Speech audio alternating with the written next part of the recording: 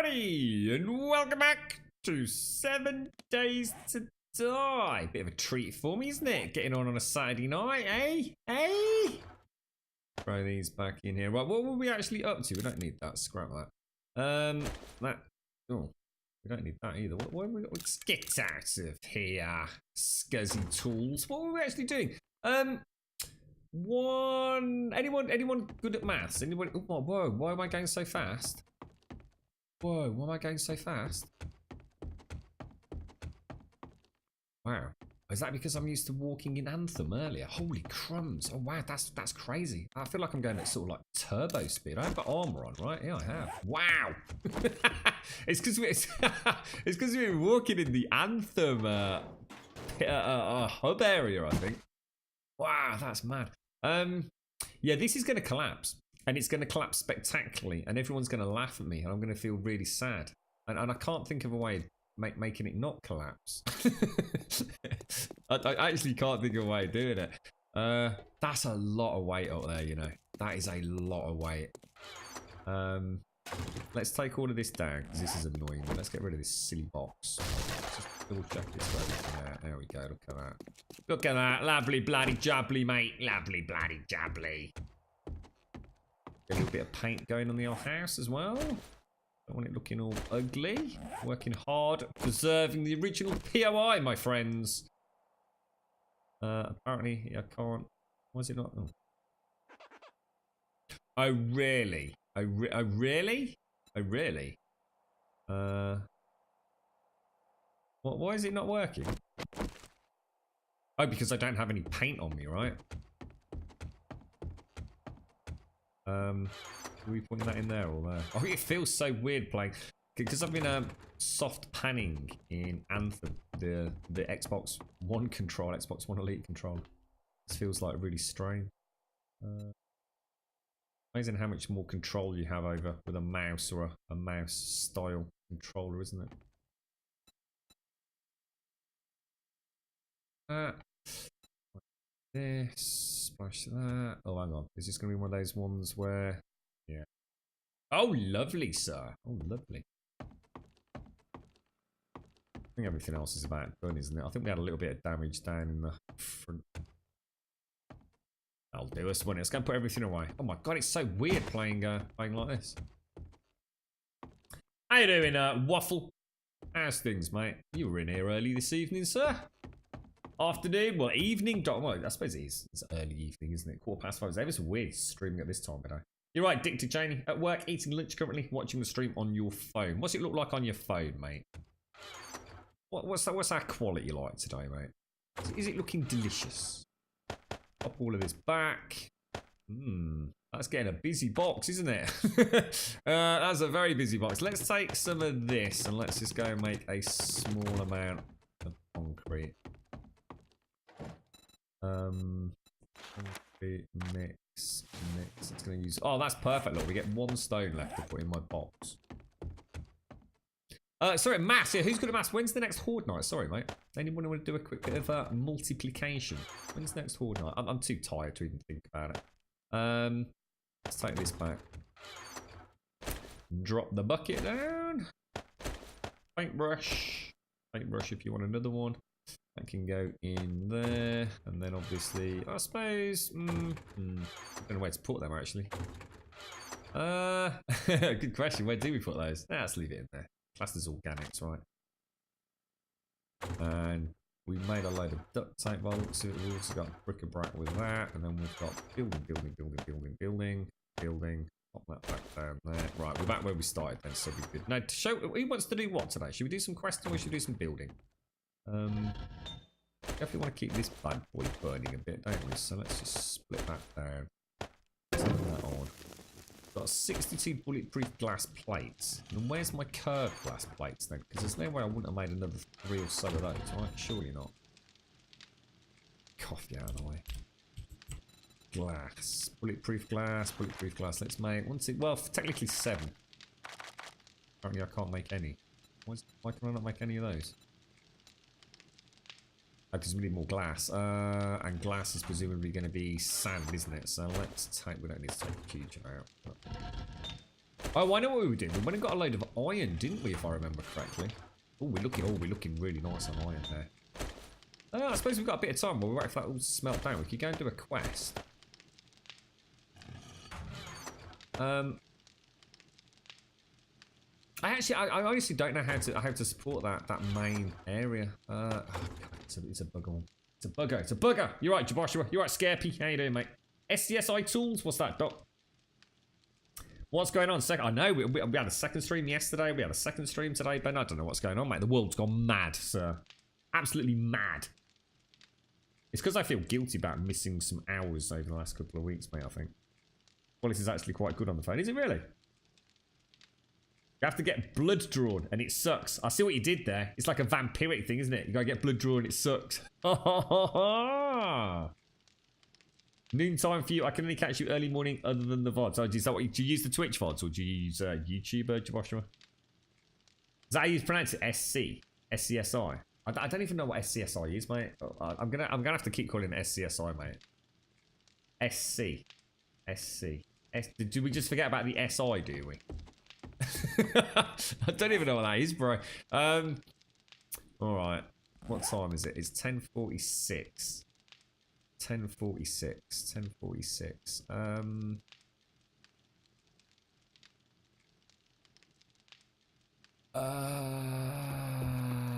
Tell you what, let's just go and do a little bit of building. In fact, let me take that and that and that and that. Just for now, let's just take another one of those. Let's go. Twitch app. The Twitch, yeah. I think was it Shades was saying that they were having problems. She was having problems with the app. I think I'm just catching up on Discord. It sounds like the app was having all sorts of issues, wasn't it, over the last 24 hours. When you use your PC for 7 days in RimWorld. I'm not sure if that's a good thing or a bad thing, mate. All these wonderful games we get to play, we always end up playing the same things over and over. I know I do, mate. I think I needed a palate cleanser after Anthem. I tell you what. Did you see any of it, Doc? Always interested in your opinions on these things. What did you think from? I don't know if you've had a chance to play it or not, mate. Yeah, they've definitely got performance problems. And to be honest, I mean, I was just reading a couple of forums where people were saying like they were getting really bad frame rates and things. I've got to be honest, I didn't really feel that way myself. I mean, yes, I probably had a couple of blips during the big raid, but I didn't at any point really feel like.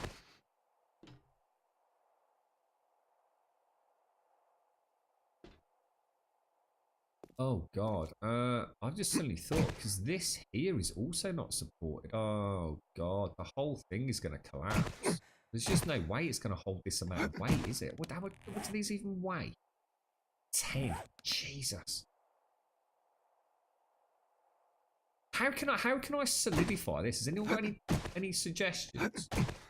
The problem we've got is, look, this whole face does not go to the ground.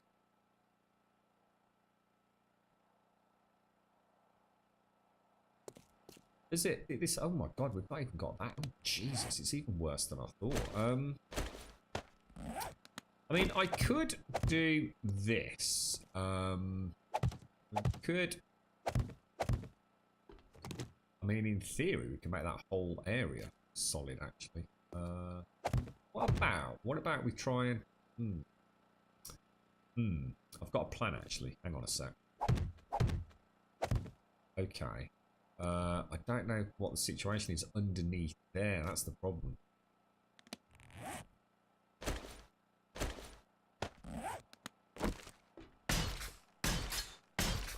Suppose we can make the brief. What's the wooden frame weight? 5. That's actually a lot lighter, isn't it? Let's just make a couple of doors. We can come fat out with these in a bit, don't worry about it. Let's make 2 of those. So if I... Oh, hang on a minute. If I do... that and that. at least aesthetic. Can I jump through that? Yeah, we can.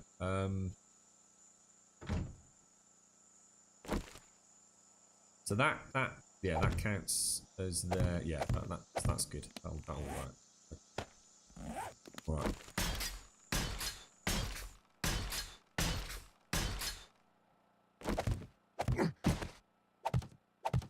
All right. Yeah. Okay. Let's crack on. Sorry.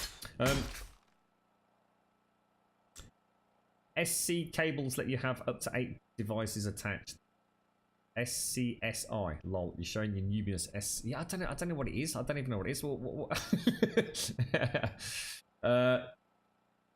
Yeah, I think that happens to a lot of people. You know, no matter what we say about this game, it does offer a huge amount of just wonderful little cheeky mechanics that appeals to a very wide player base. It was quite interesting talking to Shades earlier, because I think she and her friends have, you know, I don't think it's a case that they don't like Out 17, but they just, you know, it's not quite what they thought at the minute, and you know, maybe give it a little bit of time, like a lot of people have. You know, it is an early build, you know, it's an experimental build and all the rest of it, and decided to play a bit of Minecraft. And I must admit, I still think that's the one game I've not had a chance to play ever, Minecraft, on stream, and I'd love to see the community stuff done in something like that.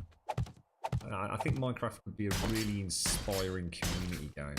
But every time I think about, you know, even looking into it, even if it was like evening streams only or something, I always get stuck on Hightail since we heard about it. Hightail to me looks like that really does look like a fun game. And we know very little about it, so, you know, it's not like I know anything. I do like the look of it.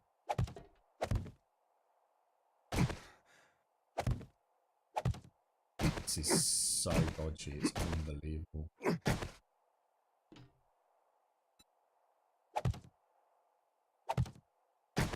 I wonder if candles actually weigh anything. Oh, right there. When this goes, it is going to go with a big bang in it. This is such a bad idea. This is what happens when you don't plan a build and you literally just wing it. You know, I said from day one I didn't want to do that bloody big super encasing that damned original POI. I always said it was too bloody. I kind of like my small compact bases these days. I've gone the exact opposite of what I used to be. Now, what we could also do, I think what I'd like to make, maybe if we do a central shaft made out of these. Now, I'm not sure if this is actually going to make it worse or better, to be honest. So let's go make some of those. I can probably just make. IDE only lets you have 2. So SCS. So what sort of where would I use an SC cable, mate? Where would I even use an SCSI and whatever it is SC cable? What is it? I only know like USB cables and SATA cables and things like that. Did I ever make a couple of dogs are barking there? Bulletproof glass curved plate. Let's make. I said 7, didn't I? 5 so far. Oh yeah. That. Oh, I'm gonna go and kick him right in the donkey balls. Let me just mute.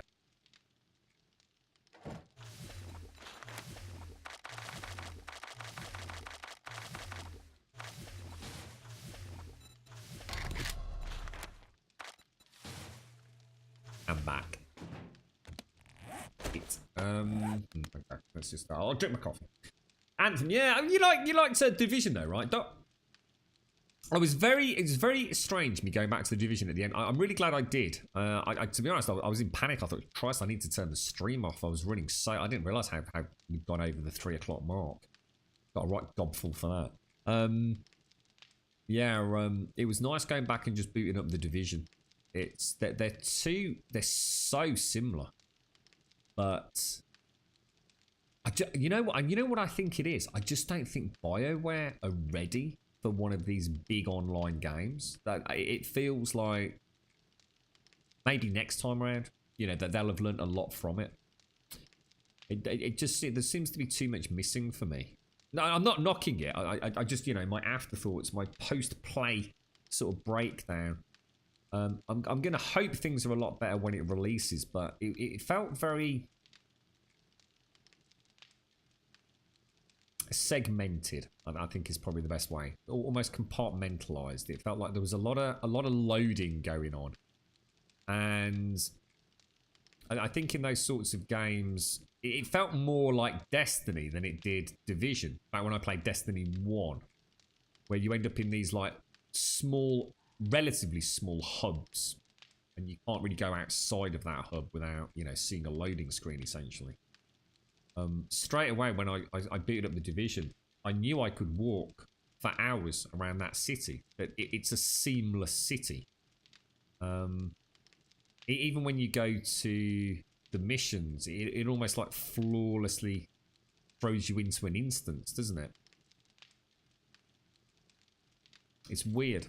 They've definitely got something there. I just think it needs something. I have a feeling what they'll end up with is a really good game. I really do. I actually genuinely feel that out of the box, it's going to be a little bit maybe like the Division was. You know, yeah, great in theory, and everyone's having a lot of fun for a while. And then you get to that sort of end game area and you think, ugh, what is there to do now? You know, because I definitely feel like there's a problem with the loot, personally. Unless, like I said, I missed something. I don't think I did. Oh, did I not bring the... Oh, balls. I brought those, though. Now, do we do these... I mean, in theory, this is the safer wedge, isn't it? I mean, do I... Oh, God. Or do I do... Oh, gee, I don't know how to do the tower. So nowadays we have USB and SATA cables. I was going to say that's the only ones I know. Before SATA took hold, there was IDE and SCSI. IDE was a mainstream home PC. I must have used it then, Doc. I mean, how long ago were we talking?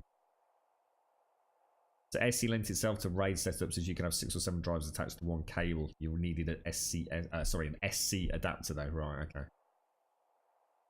Cool stuff. How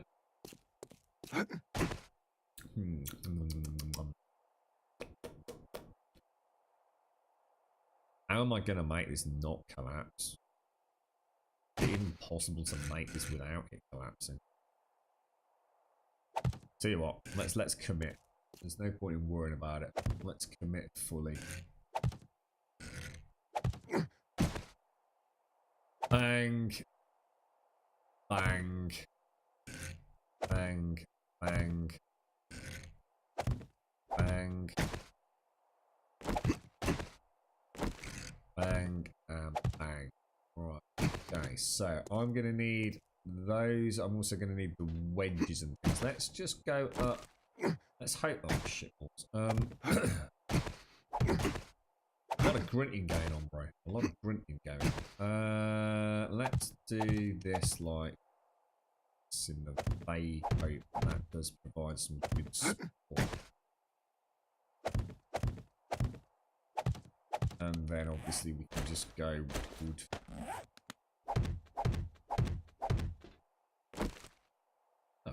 Who knows? We're about to find out.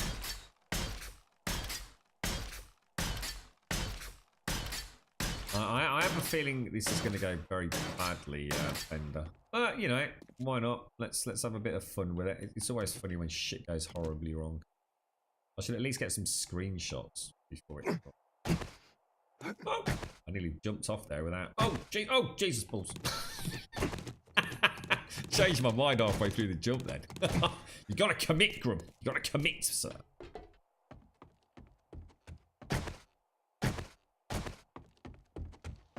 So hang on. Cobblestone. I need some cobblestone, otherwise it's gonna take forever. Oh, we've only got 229. Oh shit! Really? We got no clay anywhere. That means I've got no stone though, doesn't it? Ah, bloody hell. Actually, we need 2 more of those, don't we? Glass. Bulletproof glass. Are you getting a Division 2, Doc? Is anyone here getting Division 2?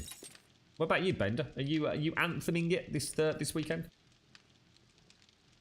I think. Oh, sorry. What was that? Oh yeah. I've got one of these. What are they called? The M.2 drives in this now. Not freaking very impressive, I'll tell you. And rather strangely, very, very good price-wise as well. I actually thought they were going to be ludicrously priced, but solid-state memory seems to be ever so cheap. Even RAM's just dropped. Thank God. Otherwise, we wouldn't have got this thing built as early as we did. But alright, 1542. So if we take some stone down, we've got to start and mix up some cobblestone. With the cobblestone, we'll make. Oh, hang on. I tell you what, we've actually already got some, haven't we? Oh no, we have. Oh yeah, no, we have. Hang on. Whoa. Ah. Okay, let's go and see what we can do with that to start with. Yeah, that was terrible, the Division 2 stream. That was really bad. But I can't, I suppose we can't hate a game for a terrible production quality. That was kind of cool the way the shadows were appearing there. Right, let me go and place at least. I'll tell you what, the worst side is going to be that side, isn't it? That's the one we're going to be most worried about. See it. Can't see the glass.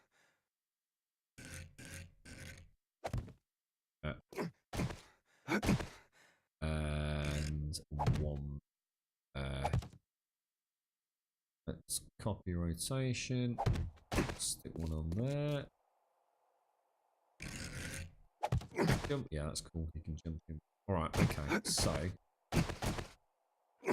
Jump up there. Jump up there. Holy shit balls. Wedges. So.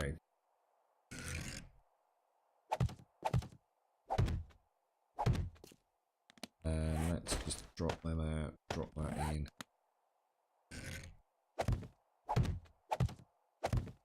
Well, it's not collapsed yet. That is always a positive, isn't it? Not yet, Grum. Not yet, mate. You watch it collapse when I put one candle down. Oh, I had a breakthrough as well earlier. Got a big smile on my face. You remember when we were playing Skyrim? We had that bloody... What was it called? Well, every time I went to save the game, it never happens at the start. So it's one of those things that I never worry about because I'm not aware it's an issue until later on. And what happens is the more... I didn't realise, but the more I save the game... we start getting that clicky thing. I don't know if you remember it. It starts every time you go to save a game or load a game. When you bring up the load save menu, it starts going click, click, click, click, click, click, click, click, and it flashes, and you can't do anything while it's doing it. And I've never understood why it was doing it. And apparently, it's something to do with Sky UI, and there is a patch for it which completely eliminates it. And Deadeye Dunce got in touch with me on Discord. And he says, you know, I don't know if you remember about the problem you were having, but here's a patch for it, and it's on the Nexus. And I just quickly installed it, and bang, for the first time in my SSE mods, I've got rid of that bloody click, click, click on load. It's like, yes, bloody awesome. Because I actually was really concerned. It was something serious. You know, it was something was happening to those load or those save game file. So yeah, I'm super chuffed about that. Advina! You got your prawn pasta salad tonight. You're not still at work, are you, Advina? Or are you? Actually, you probably are, aren't you, mate? You gone for the prawns today, have you? Well, I got in a bit of trouble because we didn't finish at 3 o'clock. So then there were words. And then I thought, well... might as well do some more streaming then. I'm already in trouble. Might as well get some more trouble, Advina. Yeah, I'll gotta get a train again later, so I thought I'd try and stay awake for a bit. Do some more Skyrim modding on my laptop while I travel. 11 to 9 today, is it, mate? So what time is it now? 5:30. So is this like your big break, is it, Advina? I'll pick up my my goodies later, mate. Hopefully, if all goes well. Just going to get a little bit of stone so we can make some more cobblestone. And then, I mean, what's left to do in this game now then? For this before, I mean, hopefully, fingers crossed, we might get some news on some of the mods. Oh, you know what I haven't done? I keep forgetting to use Dust to Death textures. I should really crack on with those. Stamina. Yeah, big tut Advena. Don't know what to make of Anthem. I really don't. I watched a little bit of footage back. It actually doesn't look anywhere near as bad as I thought it would do on stream. I think with the bitrate we've got and the resolution that we've got, I mean, I really pushed the CPU today. I think we will record. I think we're using slow preset. And I did a couple of extra tweaks as well. So I think visually it was actually a lot better than I realised. However, it is a brain mashing game. Was anyone here earlier in the Anthem stream, or not necessarily ours, but has anyone been watching Anthem streams? How are you finding it to actually watch? Because as someone playing it, I have to say, it can be hard work. There's a lot going on, and I don't mean as in it's hard to play because it's complicated. There's just a lot of visual effects and a lot of tells that you're looking out for, and the screen gets very busy. Oh, I didn't bring a shovel. I'm glad you are here. I can actually watch now. How you doing, Darth? Those things. You watch the Anthem stream. It's pretty. It is. There is no denying it's pretty. Is it as pretty as The Division? Let's bear in mind, Division is a pretty old game now. I think they both hold their own quite nicely. Yes, it is. It is a very pretty game. I think the only thing that knocked me today, the only thing that I genuinely, I've been reading up on it and I've been watching, preview streams and YouTube videos because they have done a big publicity sort of outpour for it, haven't they? There's been a lot of coverage. It's the armor. I actually can't. I'm really hoping I've missed something. If someone's going to say, "Grum, you're such a prat, dude. How did you miss this?"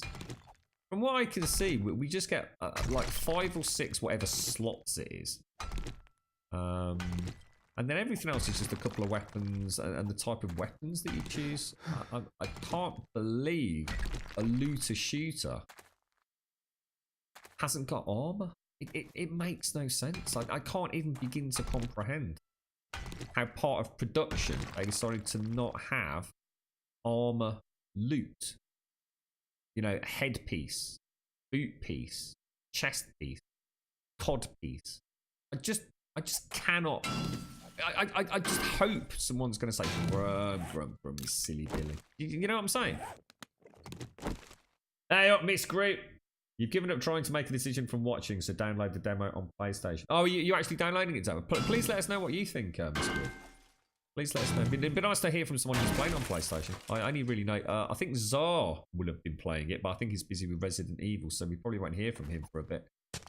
But yeah, apparently the Xbox is having issues in the hubs.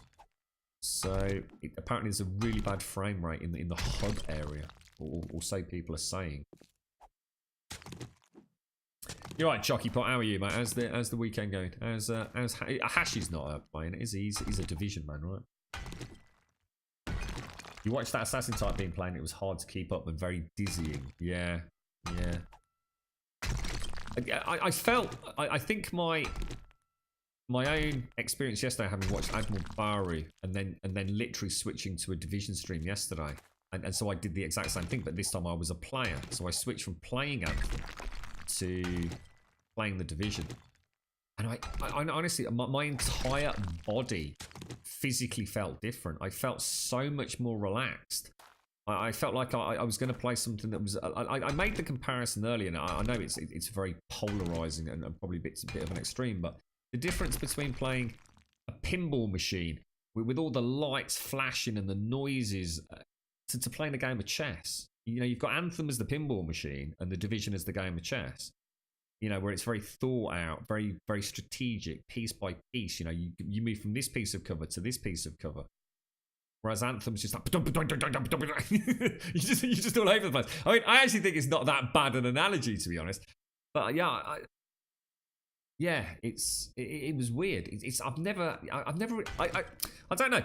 I've never really thought about how a game makes me feel in terms of headspace. I felt like I had no headspace playing Anthem. It felt like every synapse that could fire was firing, and there was very little room for personal thought, contemplation, or chit chat. You know, if you had been on voice comms, it would have been even worse, I think. Right, okay, so we're just gonna have to keep getting. I'll tell you what, if I just mix up some stone with, yeah, let's make some of that. You actually heard that comparison earlier, Grub, and thought it was spot on. it's now that I've said it a second time, and you know, quiet contemplation, having played it for a little bit, I actually think it's not a bad one at all. Actually, it's not at all. It does, yeah, ticks a couple of boxes, doesn't it? It's going to take another couple of hours to download my script. Okay, yeah, let us know if you get a chance, mate. It'd be interesting to hear your PlayStation 4 figure. Have you got a base model or a PlayStation 4 Pro? Voice comms on Anthem. I really wanted to get on voice comms because it would have been nice to play with James. We just would have been nice just to have a chat with James, to be honest, and Daikui. But I think it definitely doesn't help having two Colossus. I think that game is definitely going to be designed around full class build where you need it, I suppose. Yeah. It's a good game though. I did really enjoy it. I think BioWare have got a really, really good start of the game. I just have a feeling that, I don't know. Well, what's the Division going to bring that we haven't already seen? You know, I see Anthem's just got that wonderful creative element. You know, they can have towering Titan-style bosses with us swooping around from toes up to head, can't they? You know, we saw the Spooder boss earlier. You know, they really could make some amazing content for it. What can they actually do in the Division about endgame? I actually like the idea I had about bringing in mechs. I think it's the only way the Division can go to mix it up a bit. I mean, a human opponent is a human opponent, right? You know, don't matter how much Kevlar you add them or add to them, they're going to end up bullet spongy, aren't they? So maybe having mechs or something could be something that could be introduced to the Division, or is that too? I don't know if the Division subscribes to that kind of light fantasy element. Who knows? Oh, you're right, Hashi. You're there. Too much chaos for you, but if I were 20 years younger, I would find it fun. But it was too much to watch. You can see the appeal. Yeah.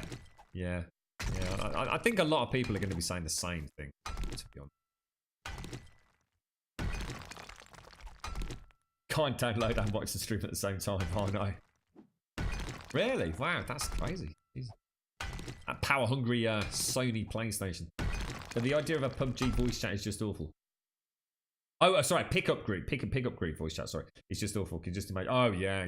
I was saying the other day when I jumped onto the Division just for a little run around, and there was I can only describe it as I'm going to assume a fairly young gentleman and his child in the background. It was quite funny. They were definitely watching a cartoon.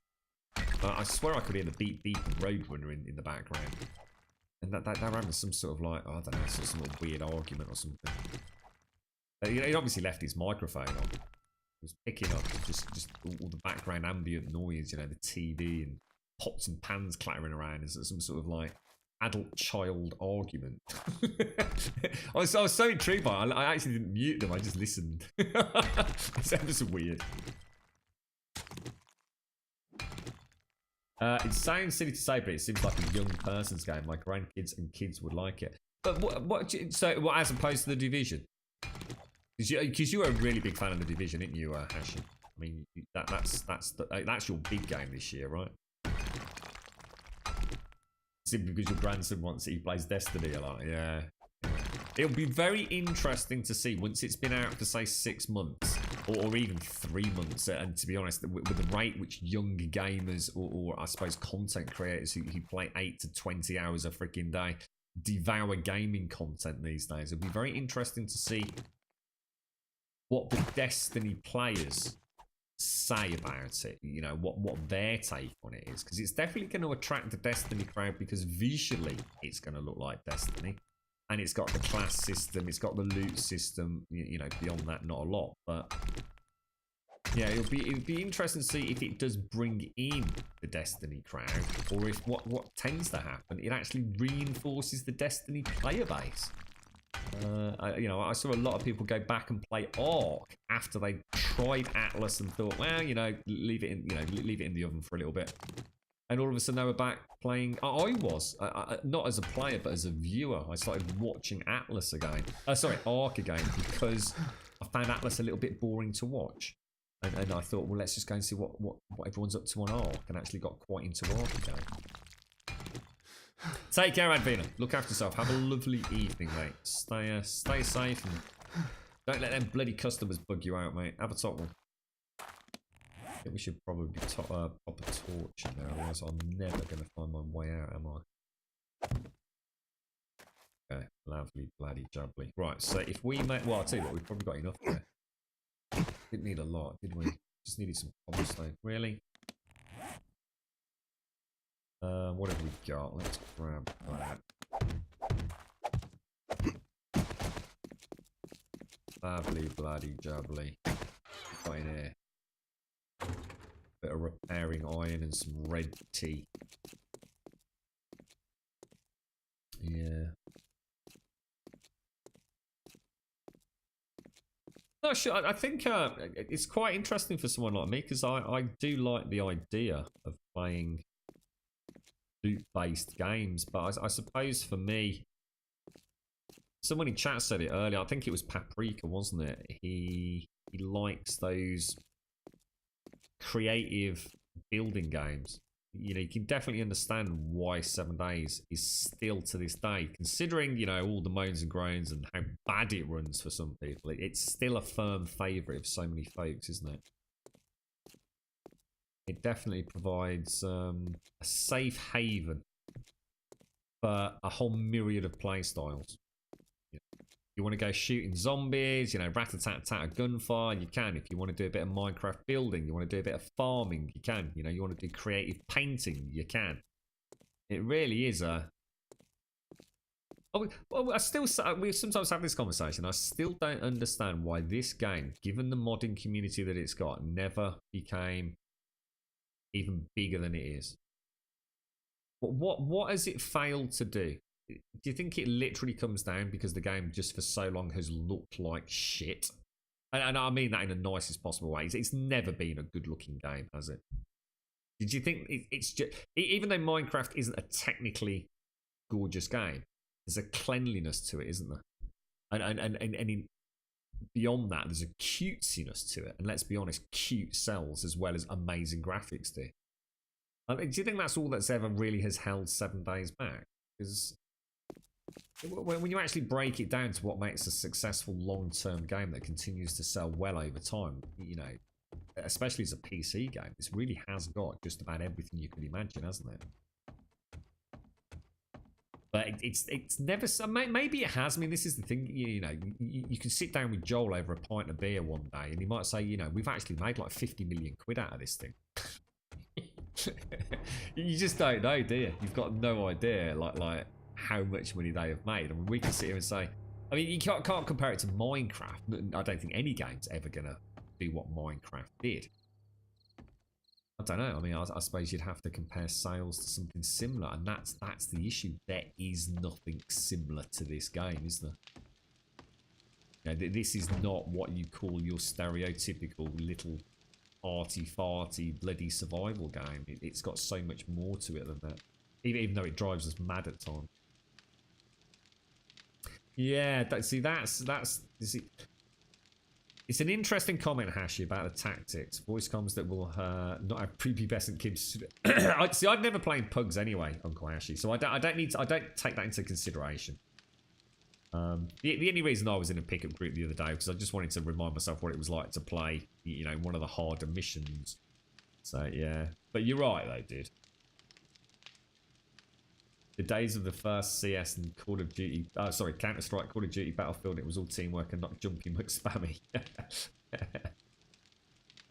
Yeah, that's right, Dark Descent. But although what you're saying is true, that is not true within a genre. So you can't put, we were saying earlier, PUBG is in the same arena of gaming and, if you like, pool of resources. And by pool of resources, I essentially mean customers.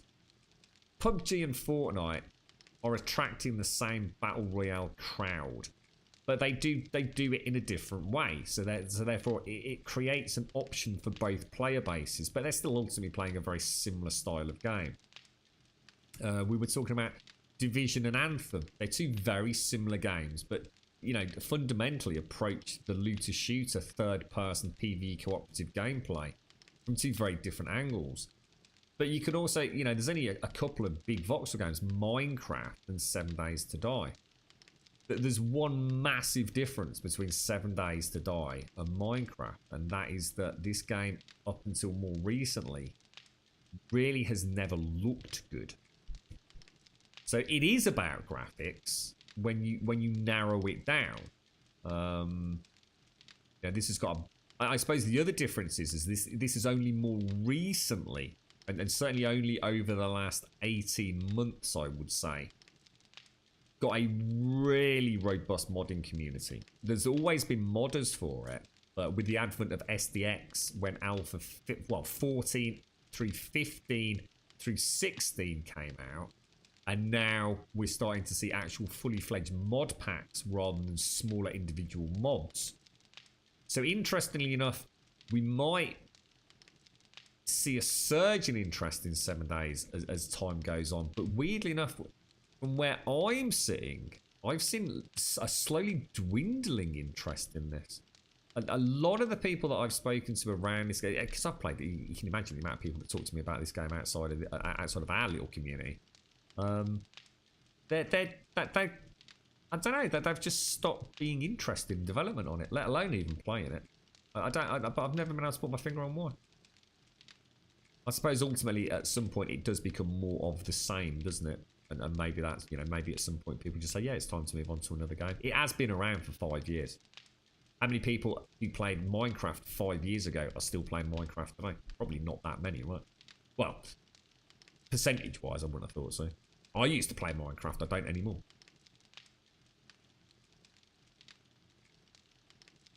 Maris, hang on, oh gosh, your name. I can get Mermaid. Oh, Marissa. Marissa Mermaid Gaming. How you doing, mate?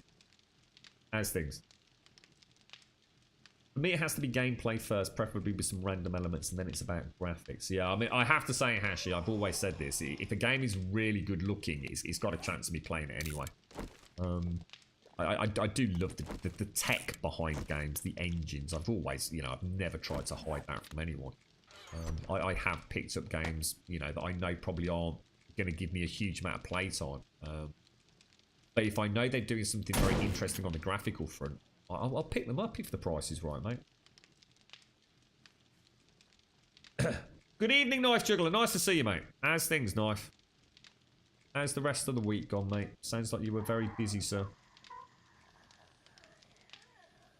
Sorry, go back to what you were saying, Hashi. Tactics. Now, that's the one thing. No matter what happens... I mean, I know Anthem's going to be a good game. So this isn't about trying to say one's better than the other, but I think it's an interesting discussion anyway.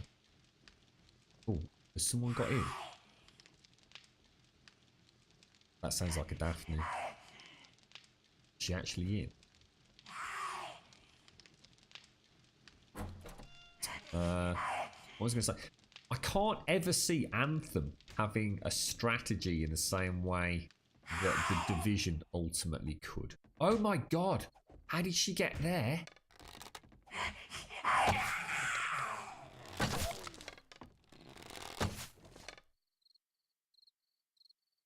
Oh my god.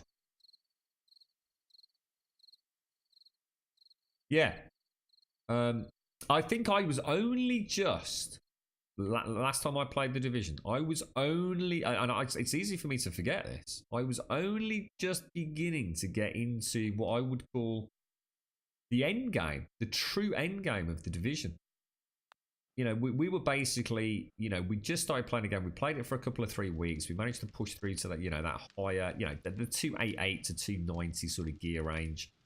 And I think we were just starting to get to the point where we were playing things on the hard difficulty, possibly one up from that, I can't remember exactly. But we were getting to the point now where even as a little team on voice comms, we were going to start struggling. What were those ones that used to bum rush us called? The Hunters? Is that what they were called? They were starting to cause us serious issues. We went from basically handing them their ass to them literally destroying us every single time we came across them. And I think I was just starting to get that feeling that everybody was starting to find that kind of class and that build that they were aiming for. People were just starting to get those sets of gear set up. And we would have entered into a whole new arena of the Division where it really would have been tactics. Where voice comms were going to be really important to push through those harder difficulty settings. And I can see that being a good part of Division 2. I can't see Anthem ever having that. I think Anthem's just going to be, you know, having a good blend, but it's a point and shoot game. You know, a well organised team is obviously going to kick ass over a crap one, but I don't think you're going to have to fine tune it quite the way you could in the Division. I just don't feel it's because there's no cover, is there? The straight away you take away the cover mechanic, it becomes almost overnight less strategic. I see it. I see one as Call of Duty and one as Battlefield. So Call of Duty is Anthem. You know, yeah, you can work in teams to some degree, but Battlefield's all about good teamwork, or at least for me when I play it. So again, another analogy between the two, or a comparison between the two. That's a really interesting one there, Darth. The life cycle of the game has gone on too long. Even though the game has morphed, it hasn't in a lot of the flavours that still make it the overall experience. So after 2,000 hours, I feel you pretty much know the breadth and width of a game. Yeah, you're right. Yeah. And to compare that to Minecraft, the Minecraft mods were so broad in the elements they covered with Minecraft. Whereas only right now are we probably going to see in Alpha 17 the mods really diversify. Let's be honest, a lot of the mods did a lot of things exactly the same. They just did them in different ways. So yeah, I think you're right, Darth. I think that's a really good observation, to be honest. Bought this when the Minecraft look went. I think everyone was just shocked at the patch and the changes. Then the different types of players all started fighting. The fun pimps unwittingly split the community. So instead of a bunch of folks who all love and play some guys in different ways, they caused a civil war. They did on the forums. Yeah, the forums. I've only had one period of about a week to 10 days where I was really bad mouthing this in Alpha 17, and that was that B240 or B238 patch. That killed this game for me. I'm so glad that max stamina degen thing was sorted out. That was just shocking. I couldn't understand how that slipped through the net. I feel like you may have a very long blink. Should we sing you a lullaby, Knife? Oh, mate, you've been overworked this week, fella.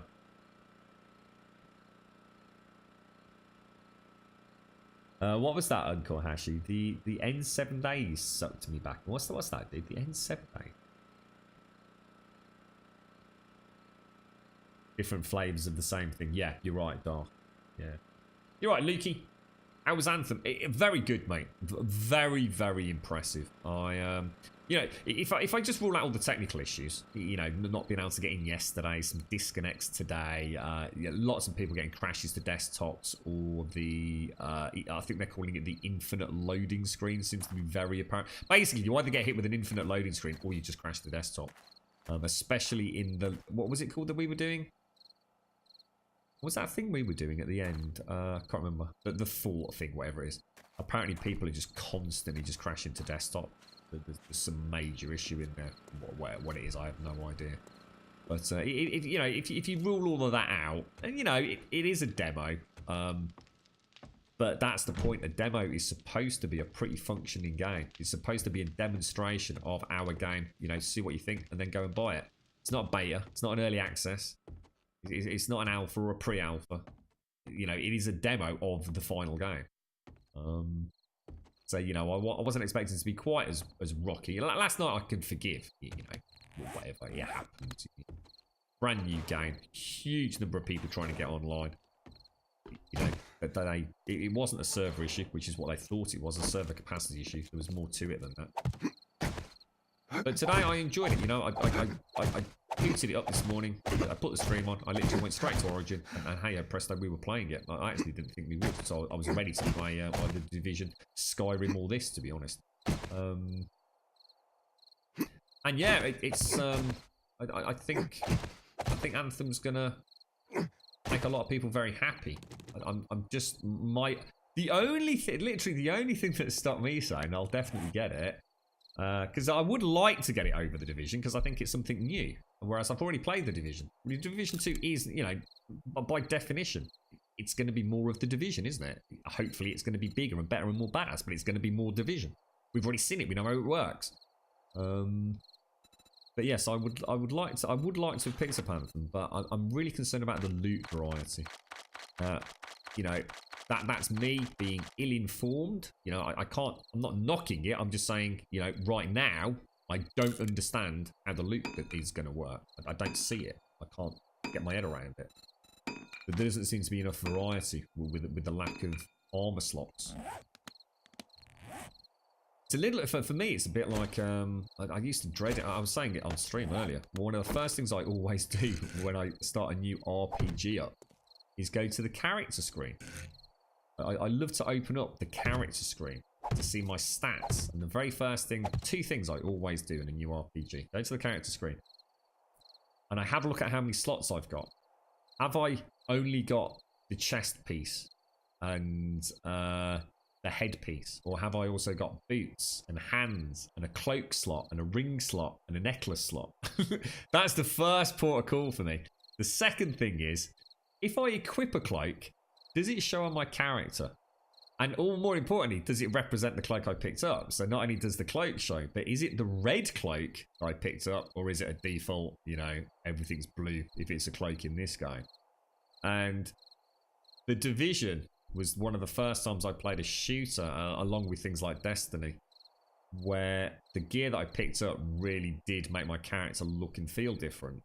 And without those armor pieces, stat-wise, in Anthem, can't really see. I don't know, it just seems like I'm only going to be changing a couple of fairly base things on my character, to be honest.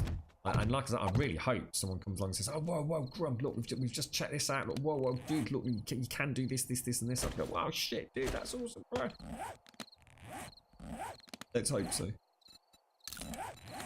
And so I only played it for about 8 hours, so it's not like I've and a demo at that, a very I'm going to guess geographically limited demo.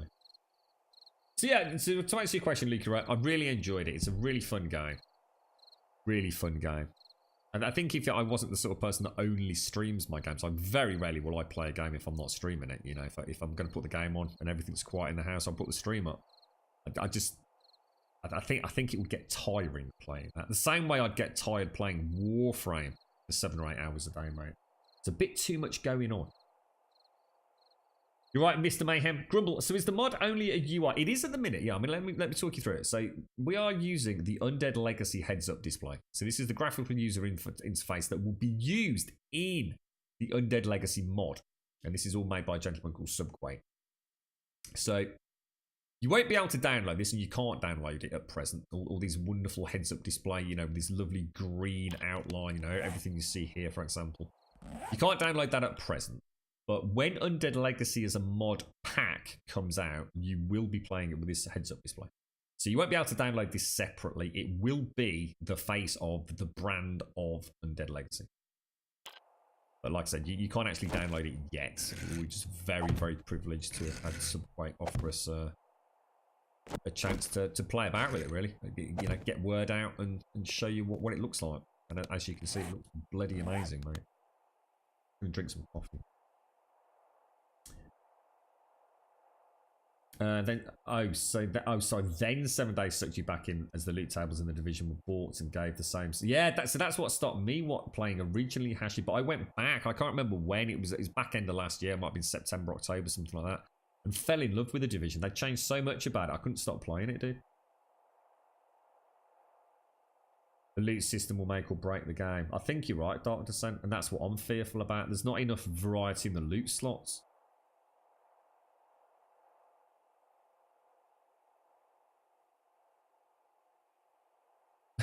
put dies in a game and you get lost playing with colours. I've always liked my my old school RPGs where each character in your party's got their own little inventory window, and you can dress your mage in this and your warrior in that, and it all shows up on the characters and it's all animated. I love all that stuff. That's like the old school game, and that I fell in love with all those years ago, I suppose.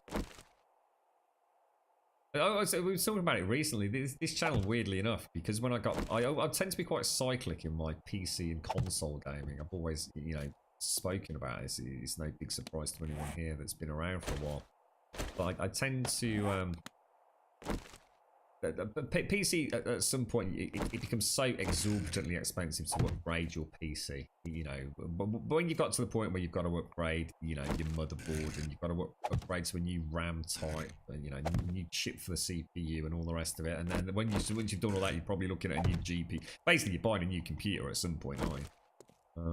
The upgrade world only lasts for so long, and yeah, I guess.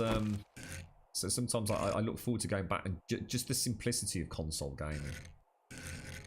When I do go back, I invariably have like a really big backlog to play. So it becomes quite a cheap way to play video games as well. I just off that. But yeah, so I originally, when I came back to PC gaming this time, my real wish was to play role-playing games. That's why I got back into PC gaming.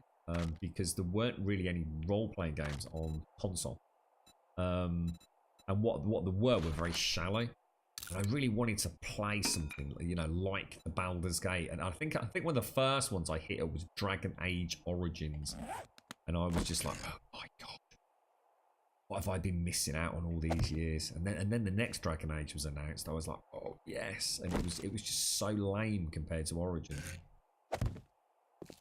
Well, it hasn't collapsed. I'm pleasantly happy about the fact it hasn't collapsed.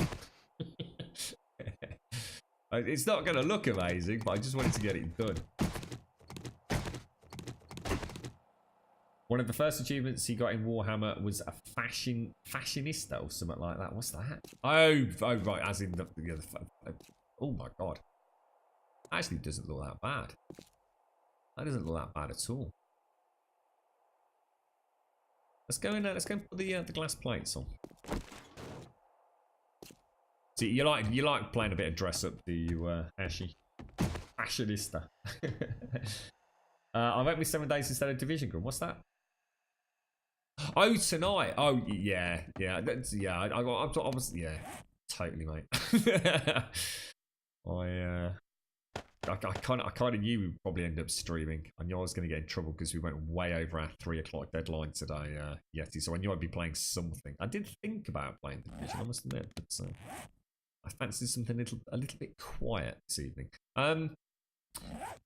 Did we actually make them? We did. So if we take some, what colour are we going to paint?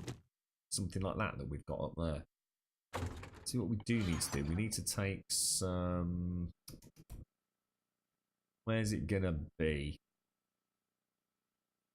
Let's take one of those. I just want to test something when we get up there, actually. And let's take a little bit more animal fat. Let's cook up some more tallow. Oh, we've got 10 there. 20 recipes. Candle. How do you make the normal candles? Do you need to make the backplate one? Yeah, you do. So they're interchangeable. So if we actually just make those anyway. So let's take that. Pink and trash. Everything we need then. Yeah, I think that's it. You're right, Pax. How are you? You're right, Turkish.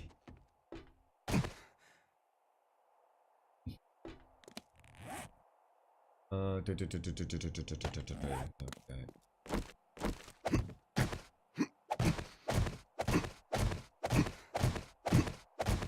People still play RuneScape. I think there's a difference with RuneScape, mate, because no matter what you say about RuneScape, I've not played the game at all, really. The most important element of RuneScape is the fact that it is essentially an MMO. That's what RuneScape is, and see, never underestimate the power of a game to... Might have to just knock this out. I hope this doesn't cause us any problem. Time committed to a game does keep a player base alive. I'm sure we've all had moments playing an MMO where we're probably not enjoying it that much, but it's about keeping up with the Joneses. You know, it really is, especially if you're in a guild. So you see, RuneScape isn't going to conform to games like The Division and stuff like that. You know, RuneScape is a persistent world, and people dedicate a huge amount of their time to that game, and people don't want to work away. People, how many times have you come away and felt like you've worked hard at a game? Because it is working hard. You know, the most important thing you have in life, the one thing you have in your life, the most precious thing you have in your life is time. And what you choose to do with that time is then, you know, secondary to that.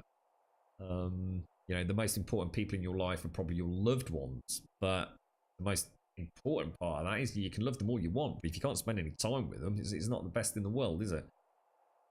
And the same thing goes with games. You invest time in a game, you're always going to be reluctant to walk away from it. That's why MMOs became so popular. You've got to bear in mind, we talk about gaming as a service being like this new buzzword. All it is MMOs. That's all it really comes down to. It's just done in another format. Gaming as a service has existed for eternity, since the first days of EverQuest and Ultima Online. They were games as a service. It was something you kept paying for every single month that you played them. That's all they're trying to recreate. They just don't want to use the base MMO model. People don't like the stigma of MMOs. But that's what Division, that's what Anthem are aiming at, is trying to get consistent and regular money out of a consumer outside of the day one upfront cost. It's a mad world. Have you heard that Fatal... Oh, this is the developer, right? Has said that random Blood Moon hordes will make an appearance in a future patch. On the sliders, you can set whether or not they stay as they are or have them set to variant. This is literally what we were talking about, wasn't it? We nearly everything we talk about here ends up getting implemented, I tell you. Jesus. Cool. That's brilliant.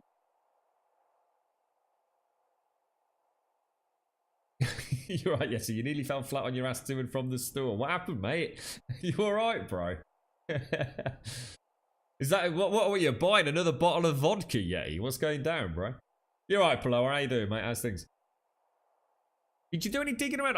If I hadn't streamed this evening, Paloa, I was gonna see if I could sort of like dig around myself and find out about the Division and find out if there was any information about the Xbox One X and 60 FPS and all that. Did you do any checking yourself or?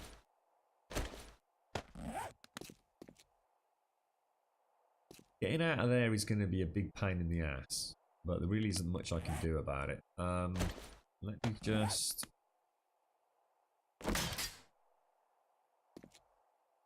Let's not play with fire, all right? What do you think we should paint this as? Because there isn't white, is there? There is no white. I really have no idea what colour to go for inside the tower. Concrete white, plastic, concrete white. What's concrete white look like? Oh, actually, that's actually quite white. Oh, that might work quite nicely, actually. I'll tell you what happens if you try and paint bulletproof glass? Nothing, so that's good. So if we go for splurge... Wasn't there another one that we had? Paintbrush roller, and wasn't there a spray can one? How come we don't have a spray can anymore? Bit weird, isn't it? I thought there was like a spray one. Well, that makes that ever so easy, doesn't it? I rather like that. That's super easy. These tools they must have created for the tool builders back in the day, I suppose.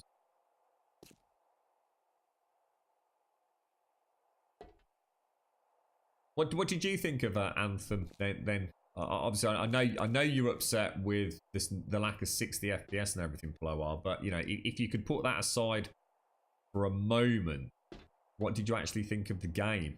I mean, you know, regardless of frame rate, resolution, and all the rest of it. What did you actually think, dude?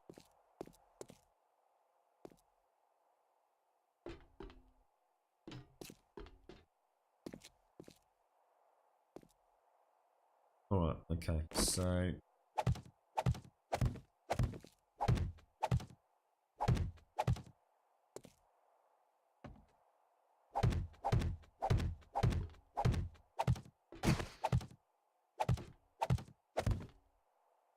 Jesus, I need shitloads more. Recipes, candles, bang. 1, 2, 3. Oh, 3. 1, 2, 3, 4, 5, 6. I'll probably need about another 7. Jesus, that is bright. That's what we're aiming for, though. So, can we actually get all of those? That's going to really annoy me if I can't get that last one. Shit. That's a pain, isn't it?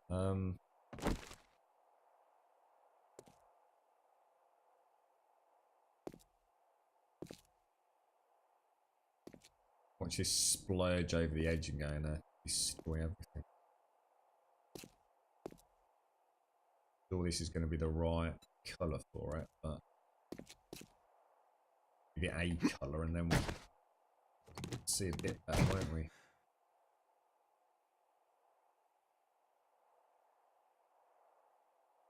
Wow, good range on that.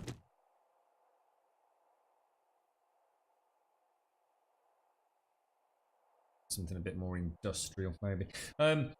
Will I play Resi 2? It's unlikely Turkish. That was the plan, and I know I did say that was the original plan, but because my dad was so poorly, man, I didn't get a chance to finish off the first one, and it came out on the same day that I didn't realise the Anthem demo was coming out. To be honest, mate, it's unlikely now. I mean, I will play it. I really like my Resi games, mate. We will play it at some point, but at the same time, it ain't going to happen in the next week or two. Let's put it that way, dude. Hello, who's this then? Your youngest grandson. Hello there. Hello there. How are you doing? See, now the pressure's on not to say any naughty words, look. How old are we talking here?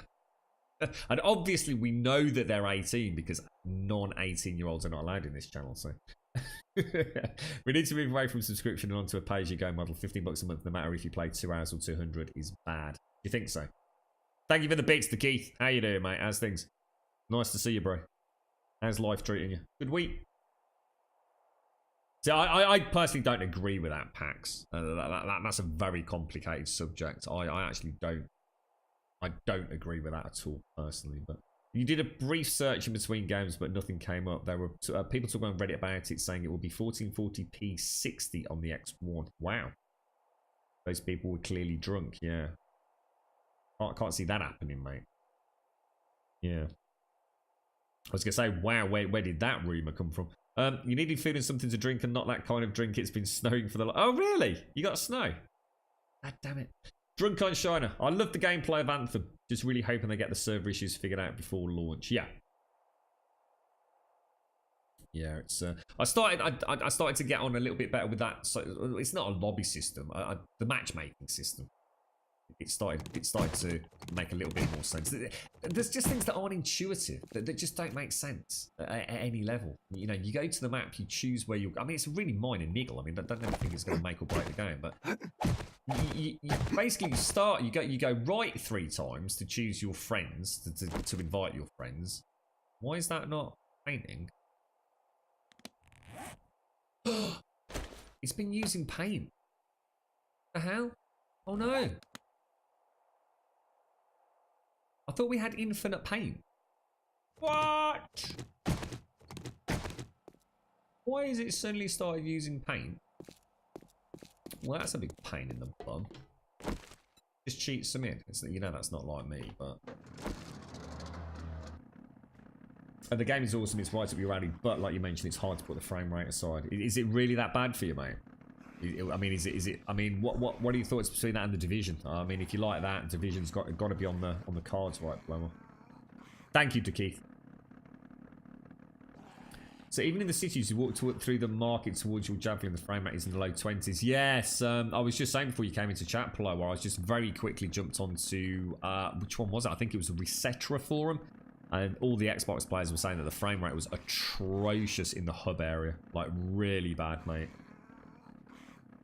Well, hopefully not because you're poorly or anything, DeKeith. Is it because you got all the work done and you got a lovely extra paycheck? Or is that going too far? He's 6.5 going on 16, and you don't sweat anywhere near as much as Hashy. Really? I do try not to. Is that who it is, Oggy? How you doing, Oggy? Oggy! Oi! We have snow, and it's about 10 to 15 centimeters. No way! Yeah, that's awesome, bro. Making me jelly, mate. I love this snow, dude.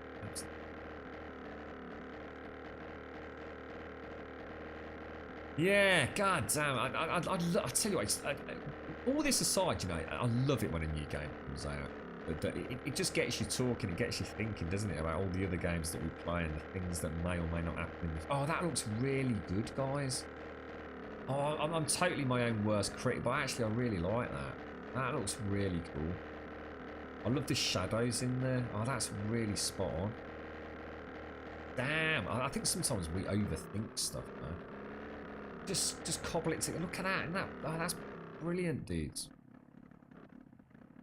I don't know how to get rid of that. Oh god, I'm too busy looking at the tower. I wasn't looking at the runway.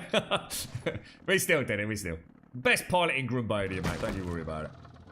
Yeah, that's actually not as bad as I thought. That's all right, that is. I mean, are we going to go and replant? I mean, should we go and get a load of crops planted then? That doesn't seem to have collapsed. So I think what we're going to need to do over the next couple of days is rethink how we do the support for the farm, because it's ugly. It's really ugly, and I don't like it. What's that, DeKeith? You did not order enough stuff from Amazon. Sorry, what's that, DeKeith? Oh, that's why you're home early. Got you. I don't order anything from Amazon because they don't take PayPal because they're knobs. I'll have all yours, yeah. I love the snow, dude. I absolutely love it. I think it's hysterical. You've only got half an inch of snow in the UK. That's it. Panic mode. Everyone's like, oh my god, get to the supermarket. Oh, we're gonna be snowed in, mate. Oh, we're gonna starve to death. Oh my god, what are we gonna do for milk? It's pathetic, mate. All right, so that has gone a lot better than expected. So we need to now make a load of paint. How can we had an infinite paint bug all week, and now I've done this? It started using paint. I'm cursed in this game. Hello? Actually, I really like that lip. That lip is nice. I like that. I do like that. So I think we smash those out, and we use some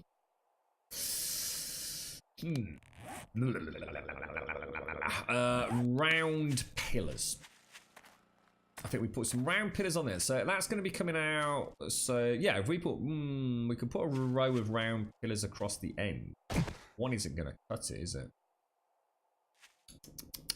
Basically, we need to get rid of this. We need to knock out the central pillar, and we need to support this end, because I think what you were saying was right. I think it sees this as a chunk. If we don't have supports in here, the whole thing vanishes. So from that wall there. Yeah, from that wall there. 1, 2, 3, 4, 5, 6. Well, that's 7 blocks. So if you take that into account, 7 plus the weight of the. They can only hold 12 blocks, can't they? So we're still going to need a central support. It's that or we knock it out.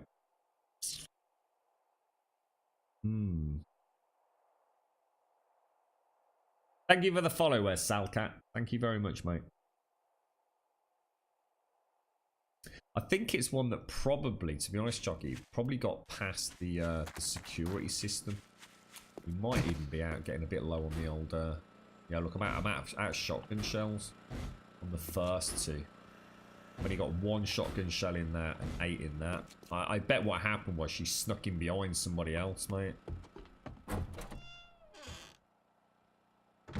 It's quite an expensive little entrance, that, to be fair. I'll probably do with getting rid of that torch.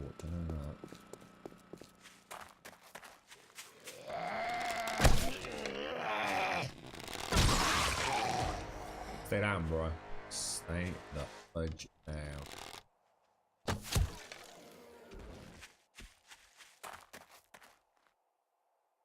See, that doesn't. I see. I quite like that. That I actually quite like it, but it just won't work on the other side. So I'm gonna have to rethink it, aren't we? Anyone got any ideas? What about just making it a solid rock with maybe a tunnel through it?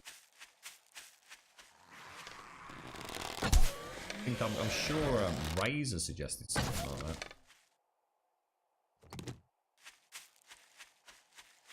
This one works. I kind of like this. This is fine around here. It's just my sod's, you know, it's just sod's law, isn't it? That we literally built on the edge of a goddamn chunk. I mean, what are the chances of that? It's never happened in thousands of hours of playing. Never happened before. Hello, Angie Pops. How you doing, mate? I know it's Saturday 7 days. It's unprecedented, isn't it?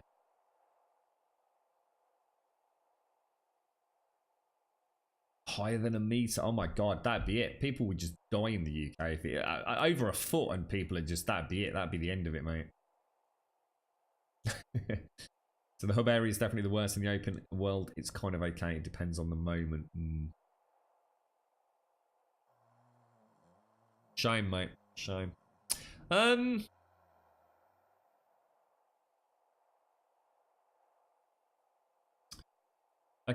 Is this 2 wide or 3 wide? It's only 2 wide, isn't it? That's actually a shame. That is actually a shame. The only way we're going to do this is if we bring this all the way out. It'll probably just about be self-supporting, I think, if we do that. We'll have to do the maths on it. How much do you reckon? Do you think crops weigh anything?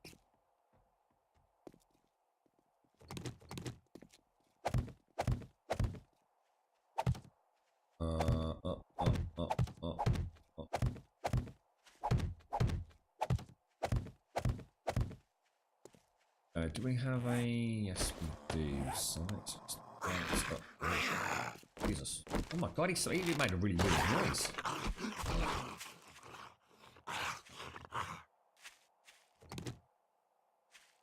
Made a really strange noise. I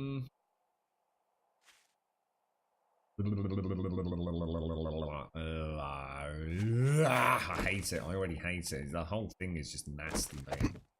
Whole thing is just pure nasty.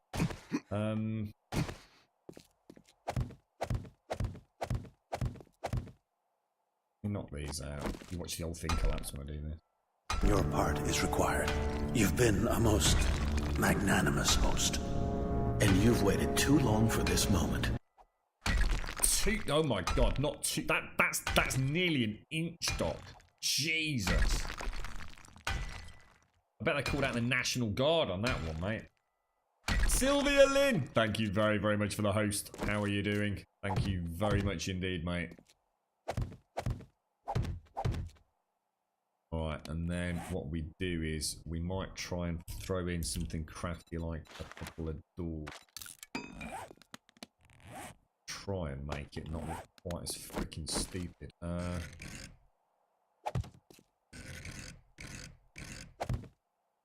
Could possibly work.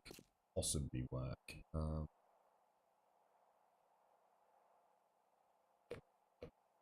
Put an angled one in there might look quite nice.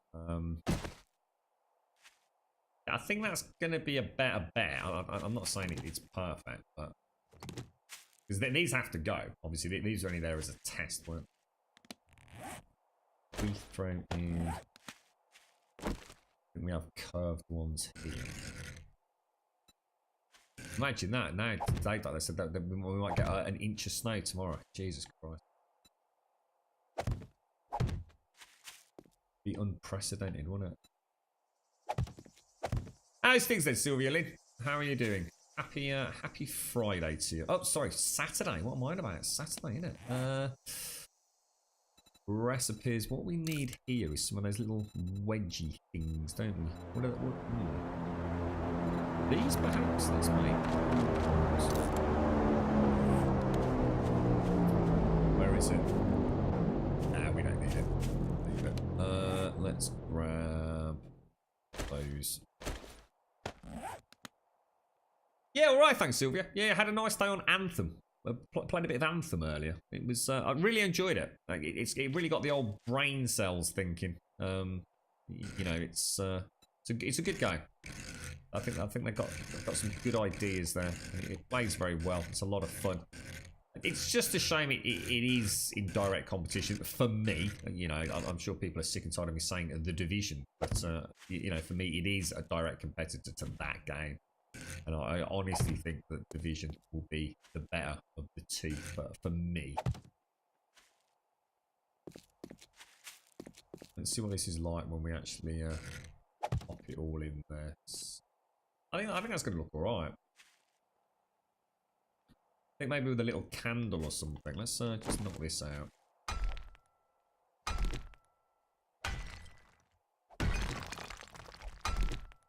You took photos of the piles of snow because it was literally just like little piles. You could almost see the snow on the tree. You mean it got through the leaves, Doc? Oh my god, dude. This is unprecedented, mate. If I were to choose, hang on, sorry, Clark. If I was to choose between Division 2 or Anthem, I would probably go with the Division 2. For one, I know it will run better because it will run really well on the Xbox One X, mate. I have no doubts about that. In fact, it could be worth checking out just before we carry on, Polo. Just check out, see if the Division was ever, you know, given an Xbox One X enhancement. Could be worth checking out, dude. As for 2, I don't know anyone who will get Anthem. But I know for sure Dez. Is Dez a big Div 2? Is he 100% guaranteed? Nice.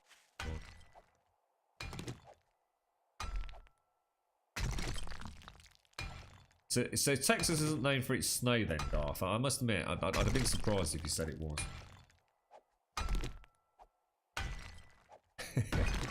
It might be a bit chilly outside. In the middle of January, right? You almost lost your toes to frostbite because of wading through 3 foot of snow on the way home from school. Jesus. Now we're lucky if we get 4 to 6 inches. And where the hell are you getting 6 inches of Jesus snow, mate? I'm freaking hell. I don't think I've ever seen snow that deep as long as I've lived in the UK. In fact, I haven't. I've never seen snow deep in the UK.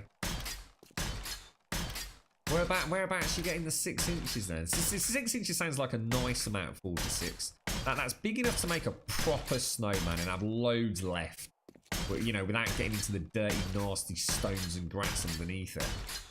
It's enough to warrant not being able to go out and, you know, snuggling up near the fire. But 4 to 6 inches sounds perfect to me.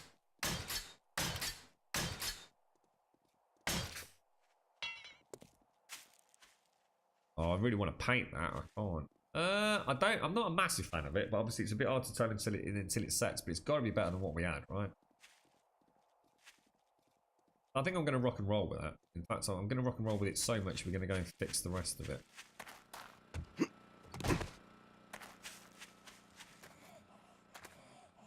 Yeah, I can hear a Z. I can totally hear a Z. You better not be inside my bloody house again.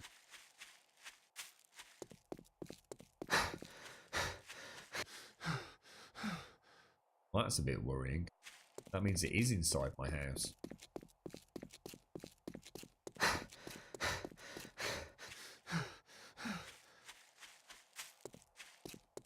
Well, that's just plain freaking weird. Oh! Making sure, darling. I don't know, screamers flapping about around here. Yeah, okay, alright. So, we'll go and do this, and then what we'll do is, once we've got these rebuilt, we'll go and, how much cobblestone we got? I've got loads. We'll go and plant a load of crops, basically. We'll just plant them all. Because you get the seeds back, don't you? So it's actually really easy to do crop rotations in this now. So what did I come back for? Soil. Oh god, is that all I've got? Oh no, we need soil. What did I do with all the soil then? I bet I made it all into cobblestone, didn't I? I've only got 9 ground. That's not enough. Okay, well let's take the flagstone blocks. Let's go and do first part of the farm. We could probably do with a better way into the farms as well, but I'm not going to worry about that just yet.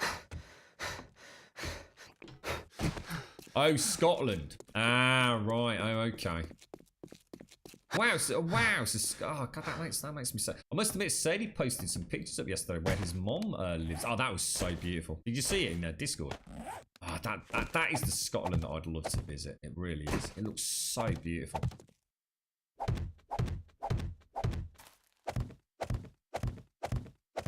Wales and Scotland, you know, just beautiful, beautiful places. I think people forget how bloody beautiful the UK actually can be. You know, I mean, I know, you know, Wales gets a lot of stick, doesn't it, from people in the UK. So does Scotland. So does anywhere. You know, well, we always hate on other places. That's part of the British way, isn't it? you know, your area is always known for something a bit crap, and that's what sticks, isn't it? But God, Scotland and Wales are so beautiful.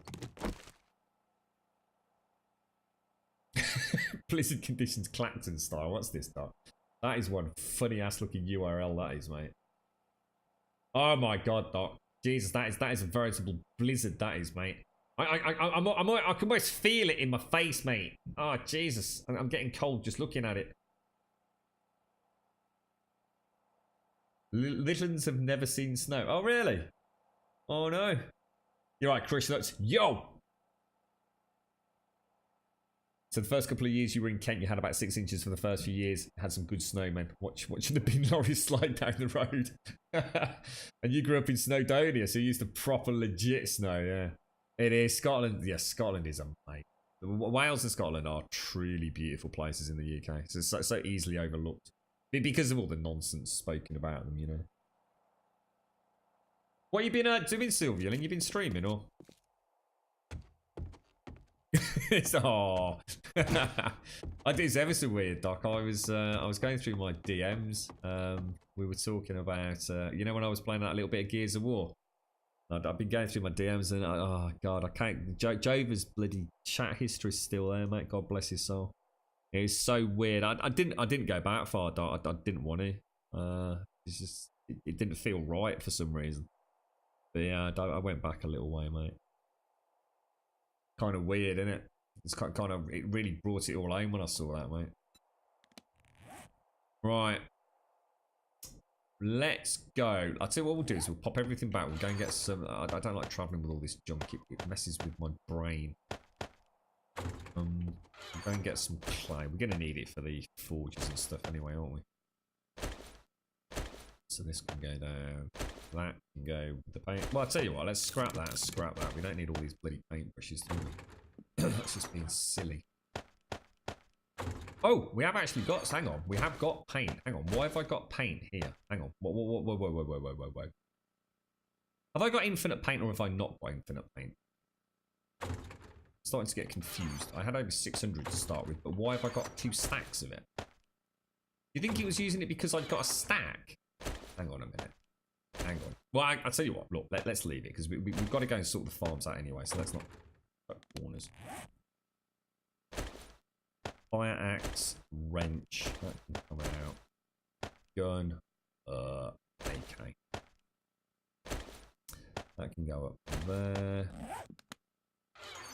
It can go down there. Oh, missed. And a little bit of cheeky nitrate, yes or no? Nitrate. Alright, we're looking good. So let's just camp that. That up there. Does anyone know when the next Horde night is? Sorry, I did ask at the start. Did anyone do the maths for us? I'm legit not sure when the next Horde night actually is. So I don't want to get caught with my knickers around my ankles again.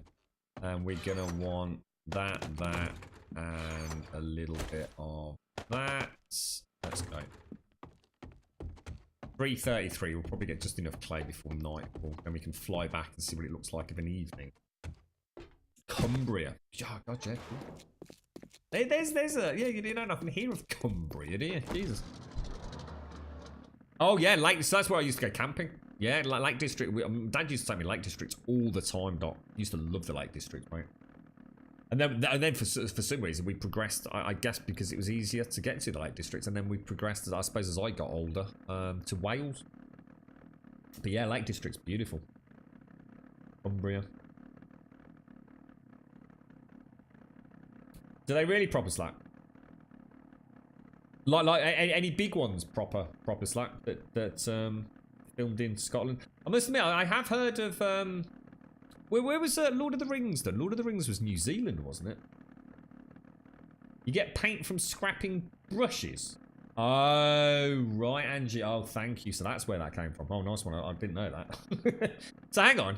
Is it easy? Oh, hang on a minute. Could we not cheat? I mean, not that I would do, but can we not make paintbrushes and then get paint from that?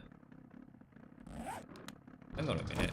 That's crazy. Because I got 163 paint then. That's like 80 paint per paintbrush.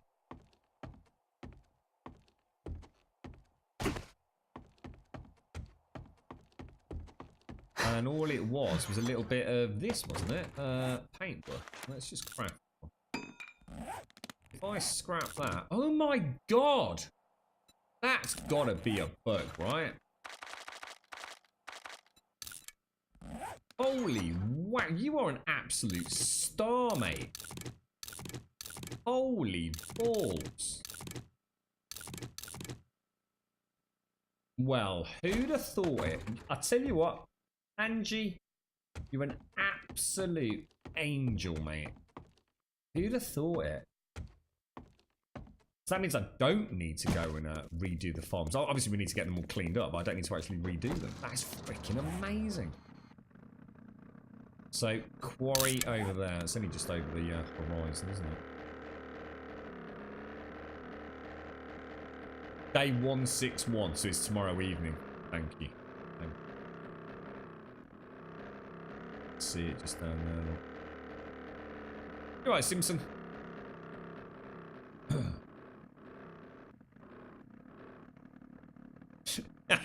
That's terrible, Tia. What are you like, mate?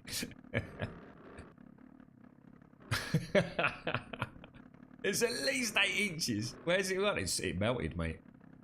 It simply melted. Should have seen it. 8 inches going on 3 foot.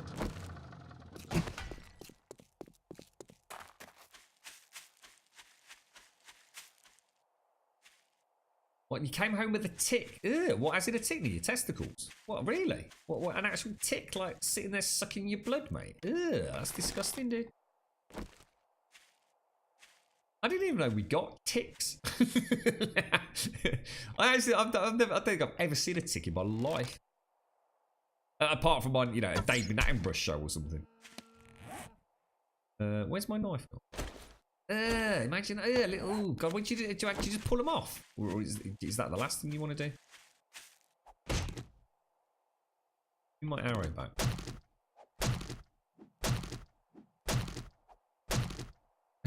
But you didn't know you could make the brushes. You see, we helped each other out, Angie. You were the brains. I was the daft bastard that started making brushes to see if we could actually scrap them. There you go, you see? Geniuses, Angie. Geniuses. Think of the things we could achieve together, mate. I'll pop that back up there. Let's start digging a bit more of this. I'm going to need the clay anyway, so.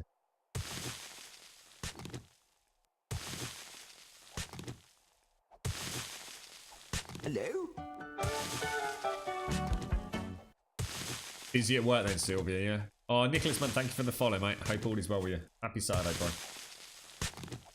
So it's been working a lot. You've got more animals coming into work. Well, I'm not sure I know what you do, Sylvia. Are you a veterinarian or something, or?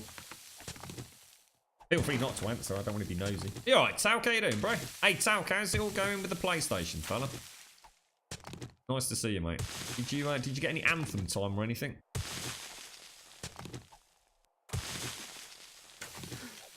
When you first moved to Clacton, the winter did not have steep snowfalls. Not the outdoorsman. What, me? Oh god, me and my dad used to be out all the time. My dad and I. Oh god, I love it outdoors, mate. One of my biggest regrets, Doc, is not keeping up with something like camping. Mate, you know what it is with me? It's the fire. I make no, you know, pretense around. I love fire, dude. I am. I don't know what the definition of a pyromaniac is. I don't know whether that's people that go burning things to the ground and killing people, but I have an absolute total hypnotic fascination with fire. any excuse to build a fire. You know, if it means putting on some fish and a steak slab on top of that. You know, a barbecue's great, but an actual bonfire, or should I say, sorry, a campfire with an actual tent. I'm in heaven, Doc. Absolute freaking heaven, mate. Oh, sorry, that was Jaboshua who asked that. So sorry, Doc and Jaboshua. I think you both look very similar in chat. Yeah. No, I love it, Jaboshua. Yeah, I'm an outdoor nut, mate. But I just don't get a chance to anymore.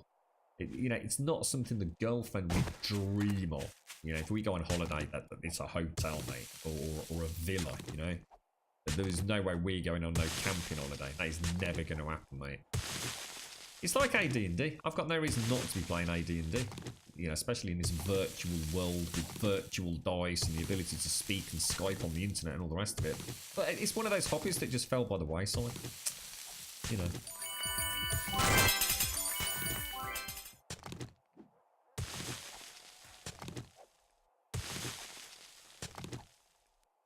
Oh, thank you for the bits, Paprika. How you doing, mate? How's things? How's things? Nice to see you, broski. What's the plans for this evening, Paprika? You up to anything? Oh my god, it's already 6:45. Oh wow, Jaboshua. Jeez, mate. You haven't downloaded Anthem. You got to suck it into modding Sky. Oh, how come, mate? I just started saying at the start of today's stream, a big shout out to Dead-Eyed Dunce, mate. He's the guy that did all the channel art. He dropped me a message while I was streaming today, talking about that. You know that, I don't know if you saw it on our stream, Tal. It was, we had that weird thing with save games. Every time I went to the save game window, or went to load a game, and it went click, click, click. And sometimes it'd do it 2 times early on in a stream. And then a couple of days later, we'd be doing it 3 times. Then it'd be doing it 4 times. Then it'd be doing it 5 times. And it turned out to be an issue with Sky UI that there is actually a patch for. So I actually installed it early before we streamed. And lo and behold, booted up Skyrim, went to the save screen, bang, perfect. Absolutely, I was so chuffed, mate. That's been niggling me for ages, but because it didn't seem to be having any actual impact on gameplay, I didn't really make a priority over it, but I was worried it was indicative of something going wrong with the save system, but yeah, perfect, dude.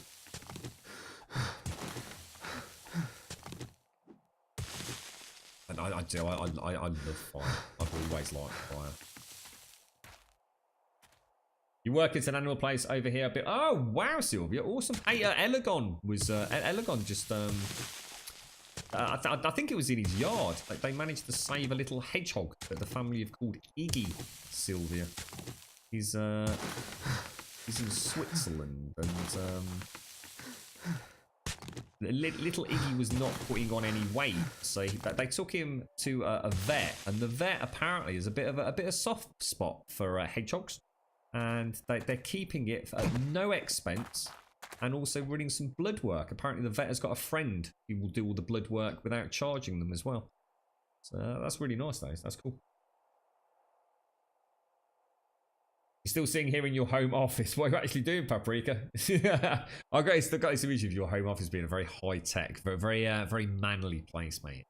I should imagine a very small... Well, no, that's not small glass, but a small dash of whiskey in a very large, very posh glass, mate. You're sitting there swigging a Beck's Blue, I bet. Jedi gave you some links to some nice texture upgrades. Oh, was that on Discord, or was that just chatting? I've been up most of the night downloading them and testing them out. Oh, it gets obsessive, doesn't it? It is easily as much fun as playing the game for me. I love modding it out. If you find anything really cool, I might even open up a little Skyrim section, actually. I think I'm a bit fearful of the Skyrim section, though, just in case people start asking me about how I did this and how I did that. Because sometimes it can actually involve quite a long explanation. I might not always have a chance to be able to give explicit instructions, if that makes sense. But it'd be nice to share some good mods and tweaks and tips and things, maybe.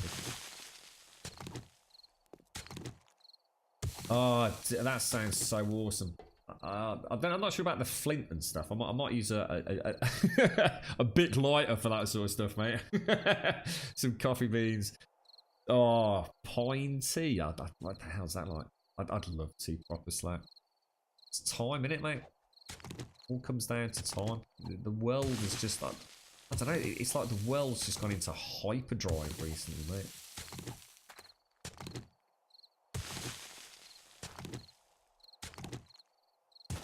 What are you using, Tal? What are you using? A mod organizer? Mod organizer 2? Well, a mod manager, should I say? Mod organizer 2, Nexus mod manager, Vortex. You know what it is about campfires? Where it's not just. I mean, obviously the warmth, you know, on a cold night is lovely, but it's the snap and crackle, and I can honestly, I can literally just sit in front of a campfire. And obviously, it'd be really nice if if you had a drink, whether it be a nice, a nice cold lager or a glass of scotch or something. And I just stare at it. I can literally just stare into those flames, and I just find it so infinitely relaxing. I can't think of anything else like it that relaxes me that much. It's not like an out of body experience. It's not some weird karma yoga thing or anything like that. But it is in a way. I literally can completely shut down and just look, and it's the smell, it's the snap, it's the watching, when the logs or the sticks will collapse in on each other. I find it just truly fascinating. I just love it, absolutely love it. Did they update the console version? No, Leslie. No, I'm afraid not, mate. How are you doing? It's the last I heard, and I'm pretty sure we would know if anyone in chat knows any different. I should imagine this is the most up to date. Telltale Publishing essentially have all but closed doors. I mean, they still exist as a skeletal team. They've got a lot of very big IPs out there that are still presumably selling to some degree. And they still own the publishing rights for this game. So obviously, Iron Galaxy, which is the developer that actually does the port, they won't be getting any money from Telltale. They won't be getting any money from, obviously, the Fun Pimps. There's no deal there between them. So it's just stuck in legal limbo at the minute, mate.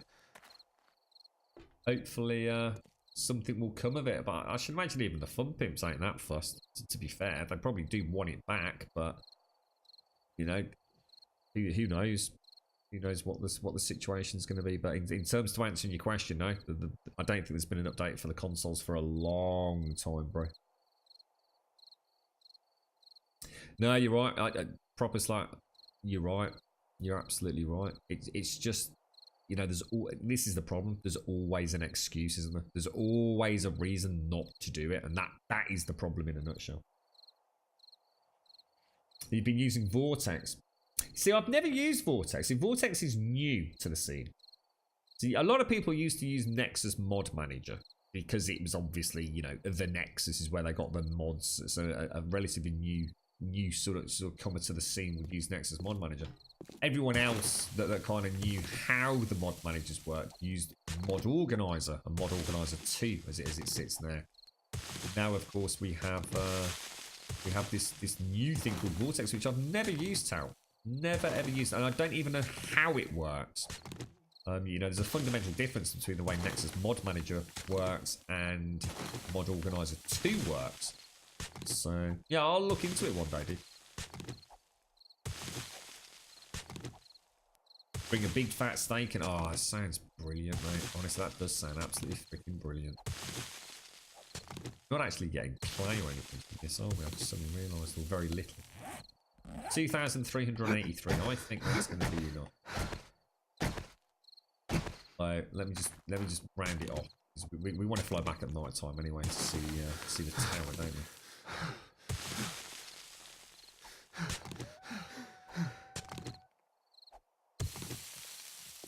Yeah, I mean, like I said, I know nothing. I don't even know what the general vibe about it is. I know it's picked up a lot of traction. There's a lot more talk about Vortex. And see, the only reason I didn't use it, to be honest, Tal, was because this was only the second time that I've ever done a Skyrim Special Edition mod pack. I've only ever done, if you like, either the non-legendary or legendary editions. And because I'd got so much to relearn anyway about the mods, their compatibility, what had actually changed, what had been ported, what hadn't been ported, from old RIM to the new special edition, I didn't want to throw an extra spanner in the works. And that was the only reason I didn't try Vortex. Yeah. better the devil you know just what you know you're finding your feet again. Like you said, you know you hadn't used anything before, so it makes total sense to go for the latest and the greatest. Presumably, there's a reason Vortex exists. You know, it probably does things better. End of story, right?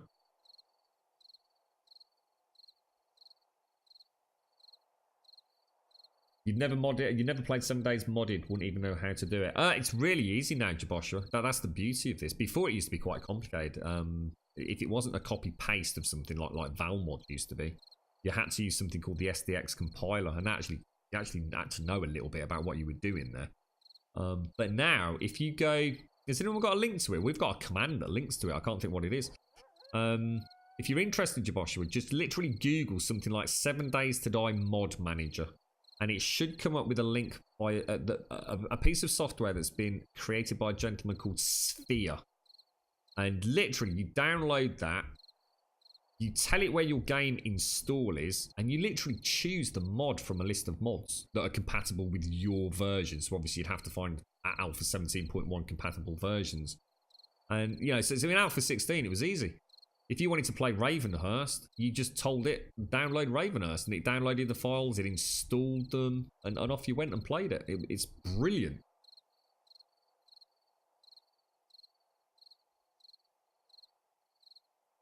So it literally immediately lets you know if mods are not compatible and will resolve any issues. Oh my god, Tal. Gee, that sounds almost tooth bleeding easy. I'll definitely check it out, dude. I'll look into it. Yeah, I still use... like Tez Edit and oh god, what is it? I've just started using for the first time ever a Metal Smash, which I have to say I really like that. Really good. And we actually used to have a command in chat with a link. Might be exclamation mark launcher or something like that, I don't know.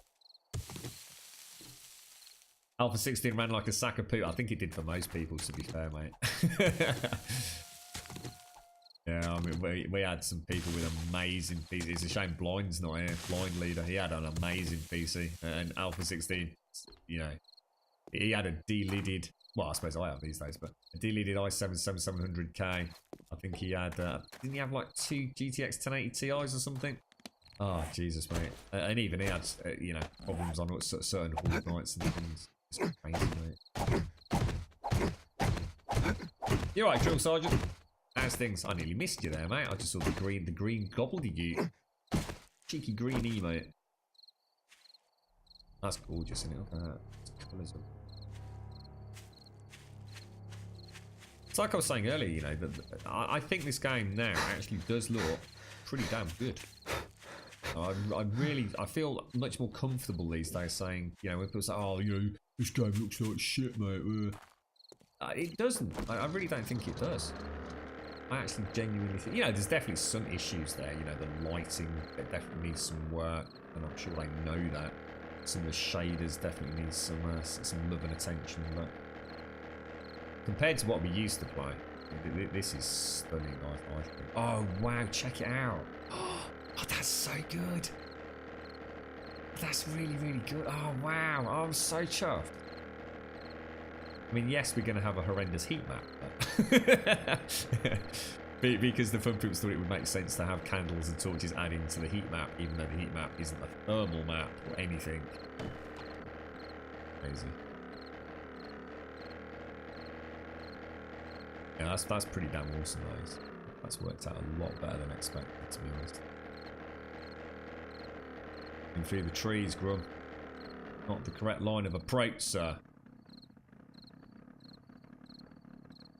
Oh, I'm chuffed with that, lads. I am proper chuffed with that. Much more visible than I thought it would be. I've definitely got a wobbly right wheel. I don't care what anyone says. I've got a wonky white right wheel.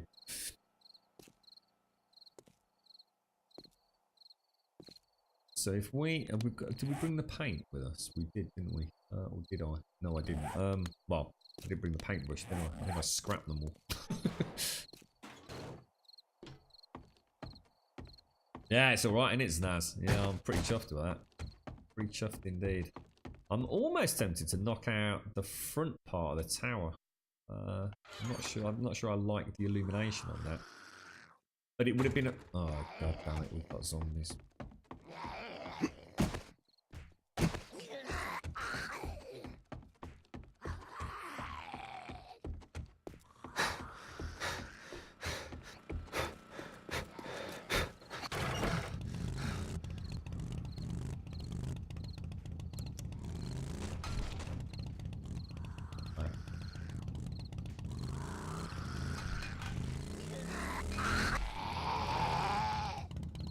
The one dude.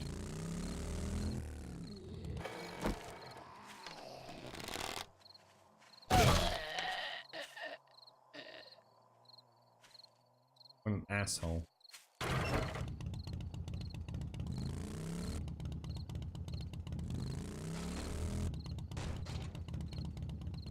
That one dude. Okay. Clear. Thank you.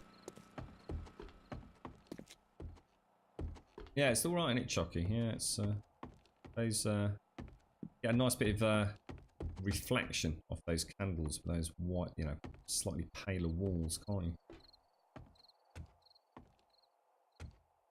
I was, yeah. To be honest, let me show you what I was saying. The only thing I'm not convinced about. Let's turn off the lights. Need to do something with that there, because obviously we're going to get light bleed. There's nothing I can do about the light bleed, but obviously because of the way the light reflects from the light bleed, we've got that shiny top there, look, when we come in. So what I could do is I could put spotlights on there that shine down. So we're going to have to brick it all up, so we've not got these gaps, get it painted, but yeah, I'm pretty happy with that. The problem I'm going to have is, and this is an interesting puzzle for you. How the hell am I going to paint the underneath of that block and still get out?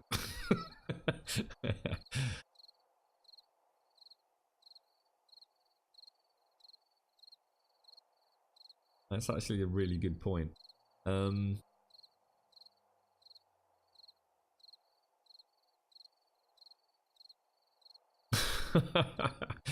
The only way to do it is to come down, but where am I going to come down?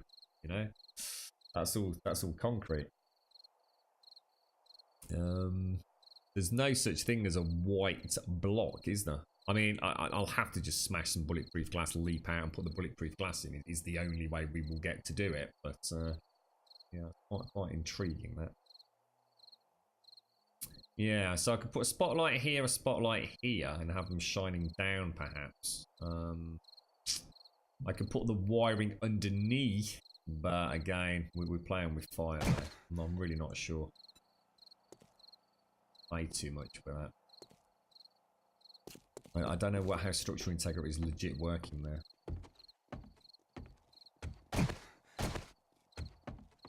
I think you can in this, you know, Uncle Hashi, but you have to be in creative mode. Oh, that's why we had those other options. We must have left it in creative mode.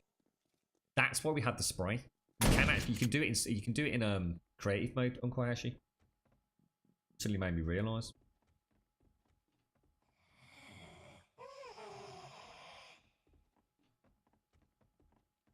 Wouldn't work though, would it, Sam? It would still end up with a dodgy roof, wouldn't we? Organics. We went for that even though we don't really need that much of it at the minute. Take that away. Can go in there. Can go there. Right, let's grab the paintbrush. That. Back down there. You can come back down here. Let's just switch you out with that. Let's see what we can do. Oh, Jesus balls, that's a Daphne in my house. Yeah, she got past the shotguns, didn't she? And we are getting so much so much activity with Daphnes now, aren't we? Just gonna be a constant stream of Daphnes. We really need to get the...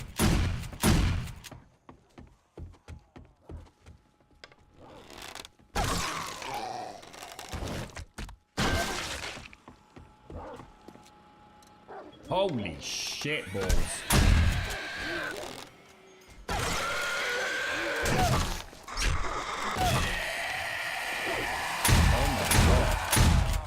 This isn't fucking good. Oh, this isn't fucking good at all. What the fuck, dude?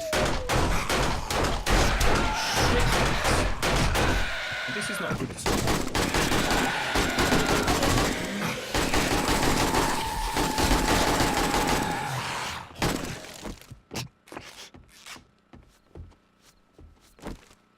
Whoa. Yeah, that's not supposed to happen, lads.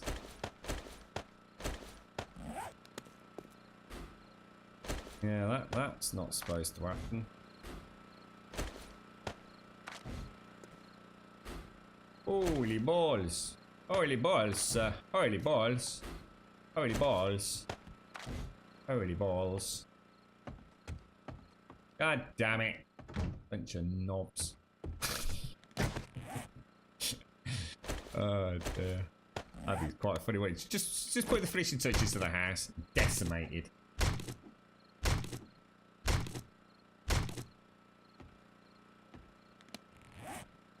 Shit. So basically, if the screamers get a scream off, it's like they appear to. Oh, well.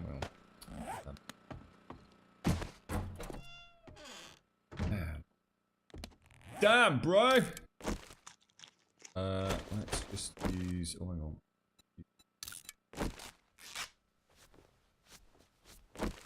What's that, Barrow? It's the what? Sorry, what's not bulletproof, bro? You're gonna start a fire, Joshua. See, if I said that, people would legit panic, mate. Where exactly are you starting this fire, Grub?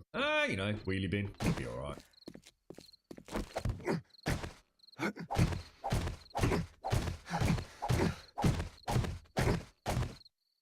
Right, okay. So, let's hop over there. Hop there. Oh, I did. Oh, hang on. I need to bring the... Yes, I forgot to bring the other candles. I think we needed about 8 more candles, didn't we, if I remember correctly?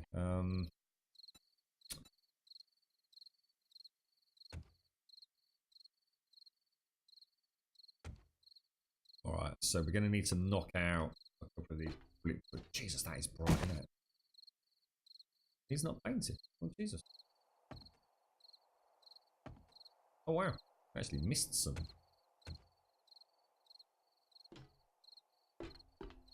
Alright, okay, that looks good. So we're just going to need to nerd out again, aren't we? Actually, that would be better anyway, because at the minute I can't get rid of this last block. Even if I crouch, I can't get that last block down there. Look, so coming out another way, won't we?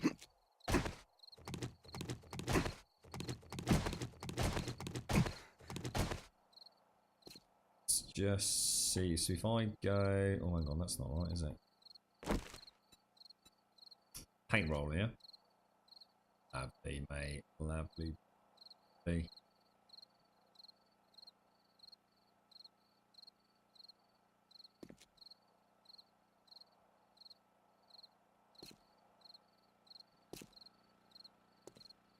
Do all of that. Oh, shit balls. It's not good. So let's just copy that into single brush mode. Take it to that point for now, and then at least we can get a flavour for what it's going to look like. What are we going to do with these, do you think? I mean, I actually quite like the cobblestone, to be honest. I don't think that looks bad. Quite like the cobblestone style. Not sure it's going to work with the white tower, but... How much paint have we got? Loads. Yeah, to be honest, Salcat, the reason that entrance exists is because of one reason. Because the Fun Pimps decided it would be a really cool idea to take out jail cell doors. Which means there is now, in this game, there is no such thing as a double door entrance. If you've got an even blocked build, you're fine. You can have a single door, or you can have a garage door, which is 3 blocks. But if you want a door that is a double gap, there's no such thing anymore. And that's why that entrance exists. It should have a jail cell door at the end, so they can't get through it. And we were going to add another 2 shotguns that look back down towards, whereas the other ones are facing out towards externally on the build. We were going to have 2 shotguns that were ceiling mounted that look back towards the jail cell doors. So when they buff up against it, trying to get in, wailing on it, they get shot in the back of the head. But unfortunately, jail cell doors no longer exist. They've essentially been split into its component parts, so they don't act as a functioning animated door. I'm kind of screwed. I mean, what I might have to do is do the horrible workaround that we've done on the tower here, which is to put 2 double doors in like that. I'm not a fan of it.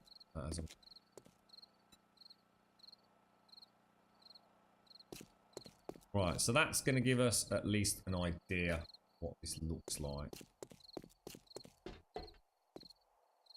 What's the purpose of the tower? Purely, basically, as a lighthouse, so I can see it when we come in, mate. I mean, I can make an entrance. I can go in through there and just put a ladder up. But like I said, I'm never going to go up there. Like I said, I literally never need to go up there. If it was a community build, I'd yeah, you could have it as a lookout tower or something. But it's a nice beacon of light. It shines up from quite some distance away from what we've seen. Let's see, it's rather a nice beacon.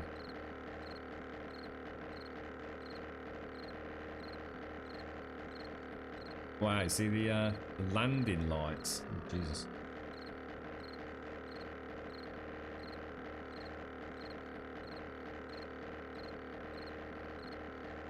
I must admit, older Galacta, what's it called? Empyrean Galactic Survival, I think, is the full name of the game, isn't it? That is one that we've spoken about so many times on this channel, and I still haven't played it or picked it up. I know a lot of you are really big fans of it, aren't you?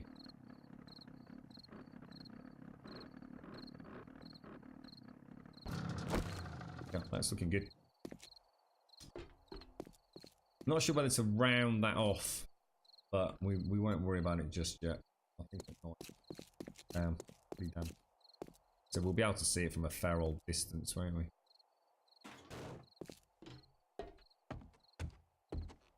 I kind of like that. It's the first time we've actually had, I suppose, a functioning lighthouse. It's actually an air traffic control tower, but yeah, it's worked out all right. Yeah, it works out alright, Salcat, yeah. You love your wreckage base in Empire. Have you got any more screenshots of that, Doc? I'll have to post a couple more. See how you're getting on with it. Do you remember a game called Space Engineers, where you literally had to add engines and actually have, like, nuclear drives to make those engines operational? And then you had to... I think there was some sort of cockpit control panel that you had to use in order to power things up. Is Empyrean Galactic Survival the same thing? So in other words, you build a spaceship, but you do have, like, say, 4 or 5 core things that are already built for you. So in this case, engines, a cockpit control panel, for example.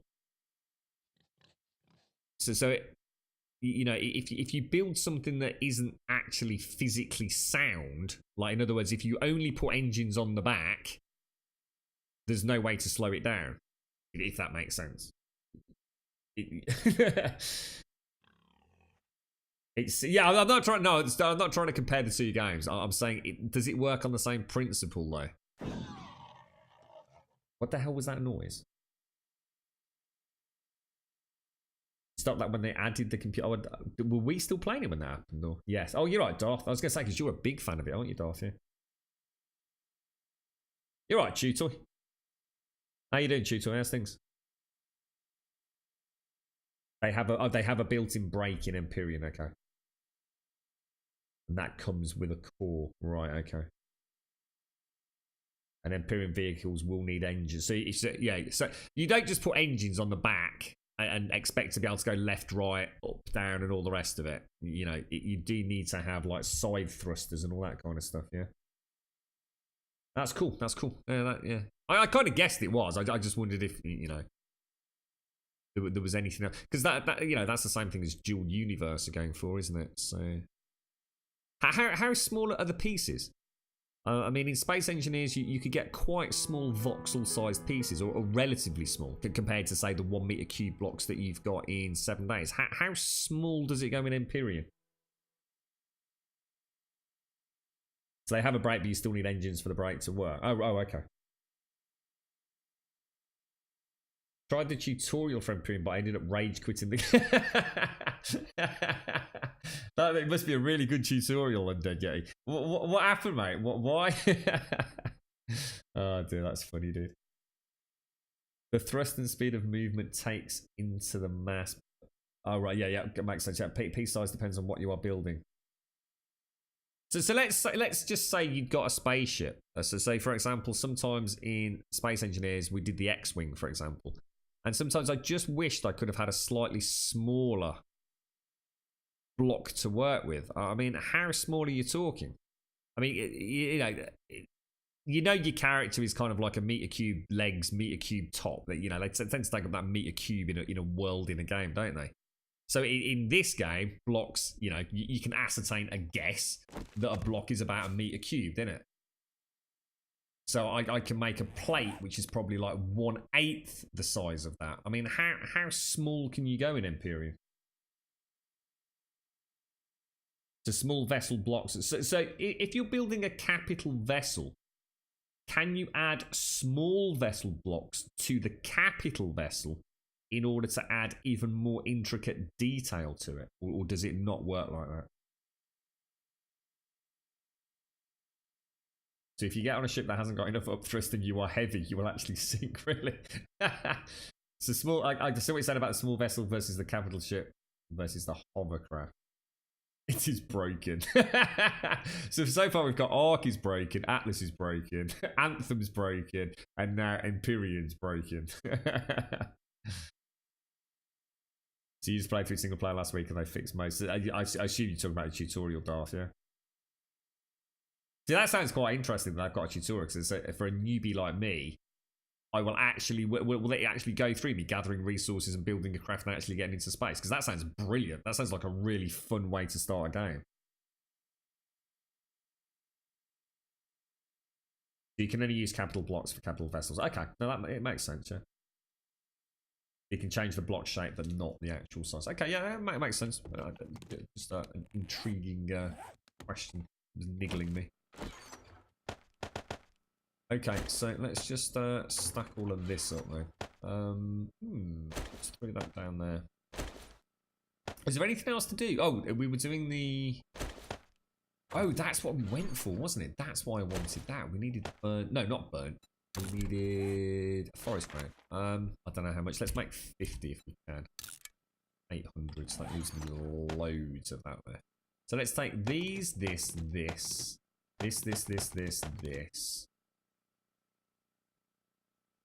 Will we? Let's go and finish this bloody farm off. Guess we're going to need some corn seeds. I don't know how many. Anyone see any corn seeds in there? I can't.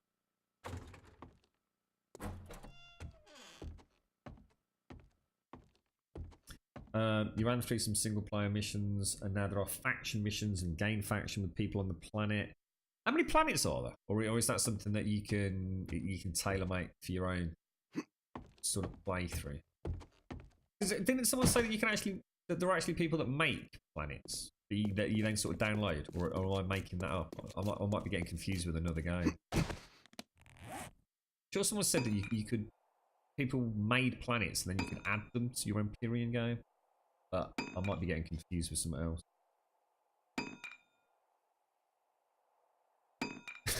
You misread the POL faction target, or sorry, tag as POI, and shot a Polaris vessel. I can only assume that was bad, right? I took something from one of their fridges and got unfriendly by accident. So it's actually random gem, but on multiplayer servers you can custom design your galaxy and planets. Right, okay. Got you. So you've only got to mention Empyrean Galactic Survival. Look at all the big fans come out of the woodwork. Look, it's got a really big following, hasn't it?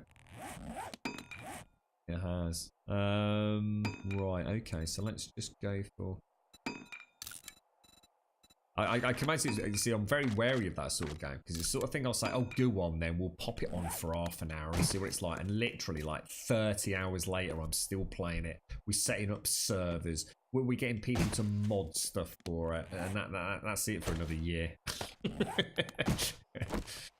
I'm not saying that's a bad thing either, actually. Let's see if I can actually do this without cocking one up. Like, it always glitches on that second one, look. Always bounces back every time, look. You do that, and then it bounces back up there. Look, oh, you bugger, that's so annoying. So 1, 2, 3, 4, 5, 6, 7, 8. You have to punch all this now, don't you? Bloody hell.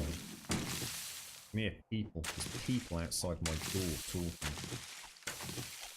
The girlfriend's going out with one of the mates for a bit. Get away from me, I think.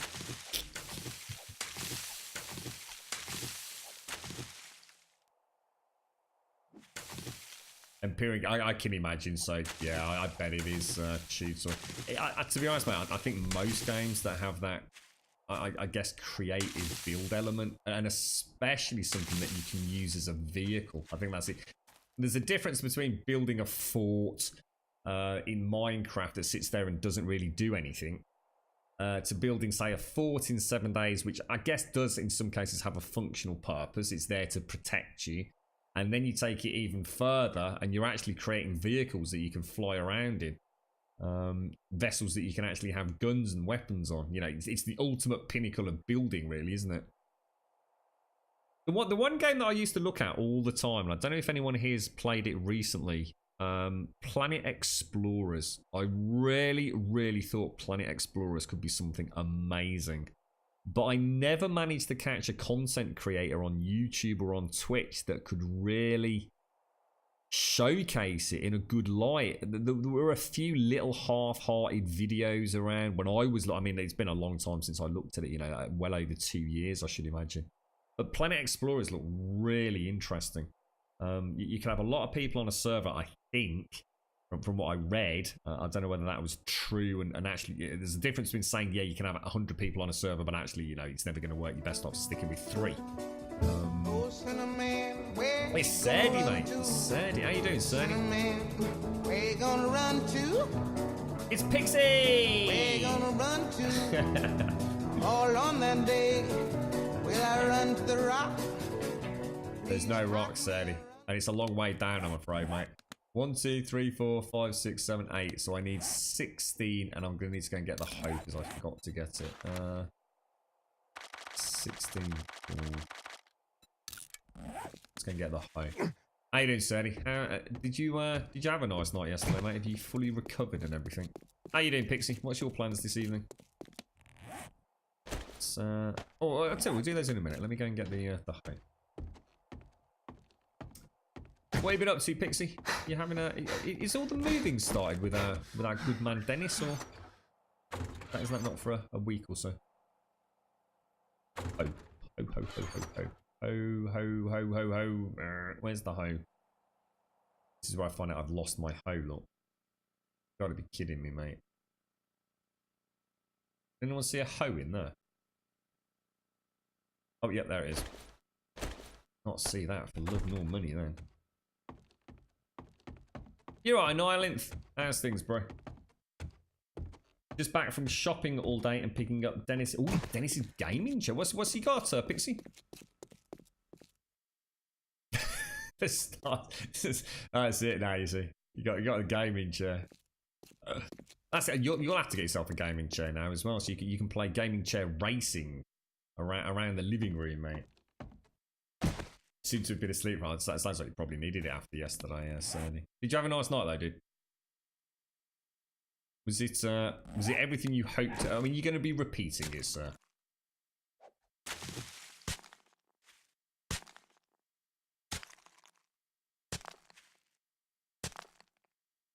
Oh, no, this is the one thing that as much as I don't like punching crops very much, you know, whatever. So it's not a massive pain in the arse, but hoeing a soil has always been such a fiddly process in this game. I'm alright, thanks, Annihilanth. What about you, mate? What have you been up to? had a quite busy day today. We were playing about with Anthem and everything earlier. Well, quite impressed with it. I can't see myself picking it up, though. I was, to be honest. Maybe not. I don't know. I think I will probably get it maybe in a year's time. You know, when it's on silly sale, and play it just to get to like early end game rather than crazy, you know, nutty job end game. Maybe, I don't know. We'll see. We'll see what happens. Be nice to actually sort of take some time out after this weekend and next weekend, which is the open demo. Just see what other people have found out. You know, little tricks and secrets, and looked behind the closed doors of Anthem a little bit. So let me have a quick look then. So the office chair from Argos. What's that? It's an office chair, but well, it's probably better than a gaming chair, to be honest, Pixie. So Planet Explorers was very interesting, and the ship creation engine actually had an editor, but I don't think they ever finished the game. I haven't gone back to look, to be honest. Ah, right. So it was actually very much a work in progress, was it, Dar? I don't think conveyors existed when I played Space Engineers, Doc. I don't think they did. It is an island. It is. I mean, it's, you know, I think, you know, first impressions, if you just watch 2 minutes of it, you're going to say straight away Destiny, and you're going to say Warframe. And then as you play it, you realise it's very much a, you know, a sort of techno-magic style Division, basically.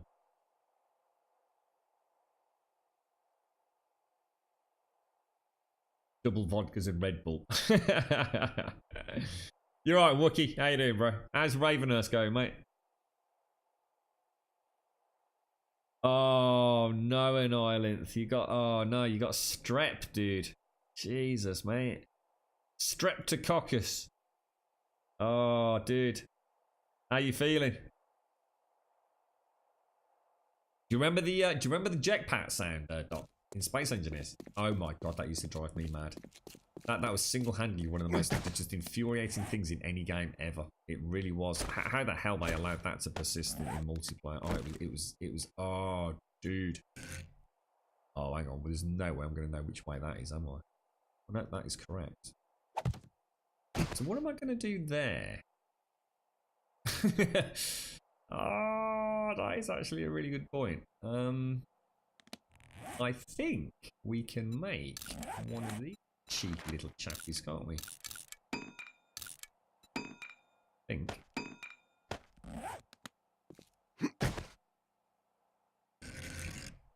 Bloody hell, it's all coming together here today, isn't it? Jesus.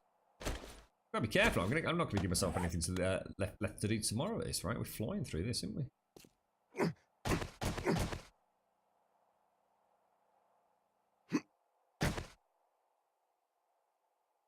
Yeah, we've just been doing the air traffic control tower fixing up. I still feel like I might need to knock that off. I don't know yet. It's not adding anything to the build, is it? Really? Can't remember why I had it in the first place. I was going to do an entrance, a double door entrance, but we hadn't realised that we didn't have access to. Well, that's not right. Oh, Jesus.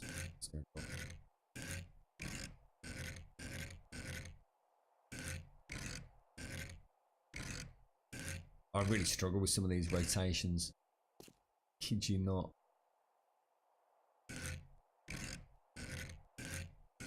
Oh, hang on. Okay, alright. Yep. Here we go. That's the one. That's the one. There we go. Lovely jubbly, mate. Lovely bloody jubbly geezer.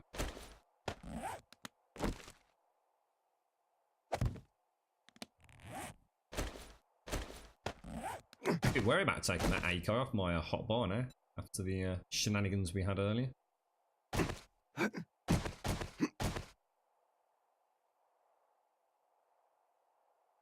Yeah. Oh, that was nearly off the... Oh, hang on, what happened then?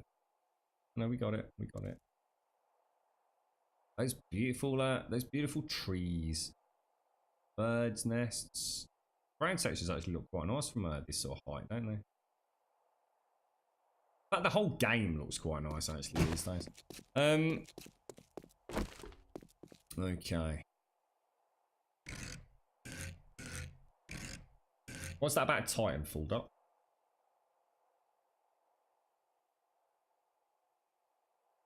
Oh, what? I enjoy Space Engineers, but I'm going to be honest. When Space Engineers came out, Space Engineers was unique. I don't think Empyrean existed back when Space Engineers was out, did it?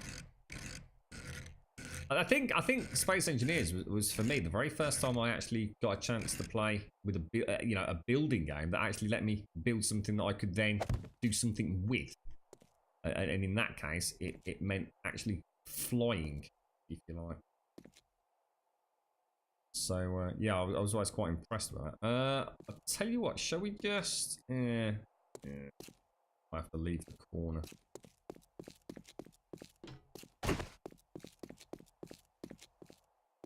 I'm going to need to finish that, aren't I? Otherwise it's going to look right from the bottom. So let's just put these in.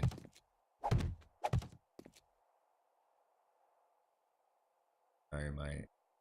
Come on, me old mucker. There we go.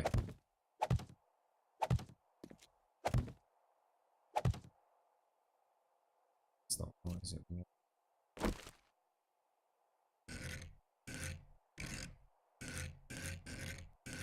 Did you get yourself anything, Pixie, or was it just a chair? You got to build the chair from Argos as well. I had a really nice office chair from Argos. I think it cost me something like about, I don't know, 30 quid. It lasted me for years, mate. It was like a white leather office chair with this really nice like beech wood handles, like proper wooden handles, you know, as in, you know, not actually legit wood, but they looked like legit wood. I love that bleeding chair, and then it started leaking its hydraulic fluid everywhere, so I had to say farewell to it. Ravenhurst is going well, fixing some fun and interesting bugs. Just about to do some messing about with some lights. Good. How's everyone on the team doing, Wookie? Send them all my love. I hope they're doing well, mate. All right, that's basically as much as we need to worry about, really.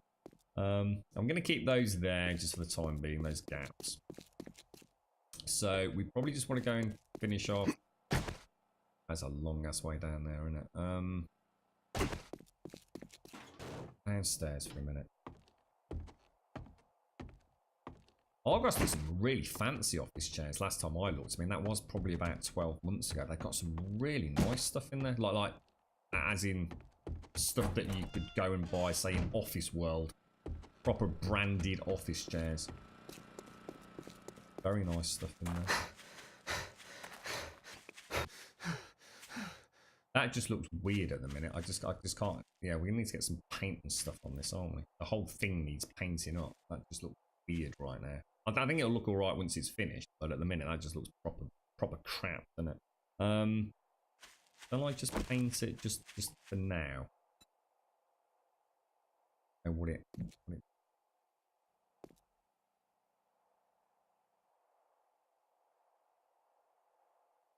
Oh, you got problems with your internet in Ireland?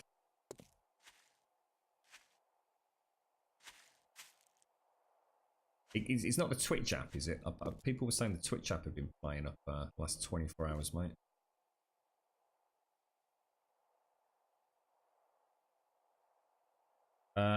Space Engineers definitely. Oh, did it really? I'd have been surprised, you know, at the time, because we were eager for early access games then. Honestly, as a channel, we were buying stuff. I mean, it was all cheap back then, though. You got to remember, early access has changed so much. Back when I was playing early access games, and I mean like literally picking up a game, like at least an early access game every single month without fail. It's not going to stay concrete. I'm just trying to get a more uniform colour scheme so we can have a play about later. The amount of EA games that we were picking up was just incomprehensible, and I think the only one that eluded us was Planet Explorers, and that was easily the most ambitious of all the games that we were looking at. So a little bit like Empyrean, there was always just something that put me off. There was just something that never sat well with me. You know, and nothing that I can honestly say. You know, Empyrean, you know, definitely aesthetically, it never leapt off the page at me. It never made me think, oh, that's you know, that's a nice looking game. You know, it'd be nice to do some building in that. It always looked a bit drab. Now, obviously, I don't know what's changed. It's been a long time. And last time I was really looking at that was when Blind Leader was streaming it. So God knows how long ago that is, mate.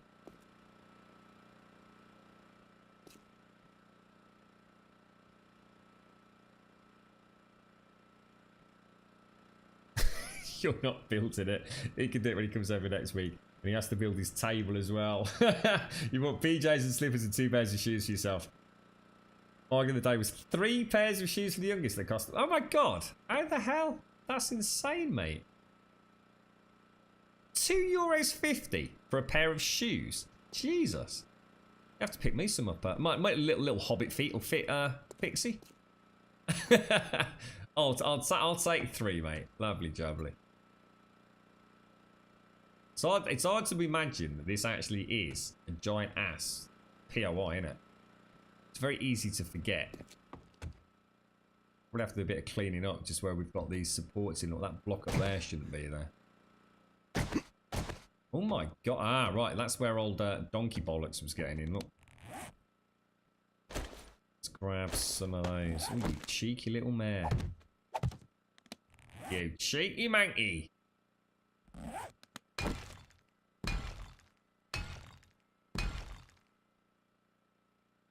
Yeah, I enjoy Space Engineers. I'd say I've never played it since they added. Didn't they add planetary landings? I think something like that. I'm sure there was planets that didn't used to be in the game back when I played it. In fact, there were definitely not planets when I landed. In fact, I don't think they even had meteorites or anything when I played it. They said there were, but I don't think we ever saw one, did we? They were always talking about adding AI. I don't think that ever happened either. Alright, what else were we doing? We were going to do a little bit of touching up on that. I'll tell you what, this is looking weird. We're going to put vault doors on these, weren't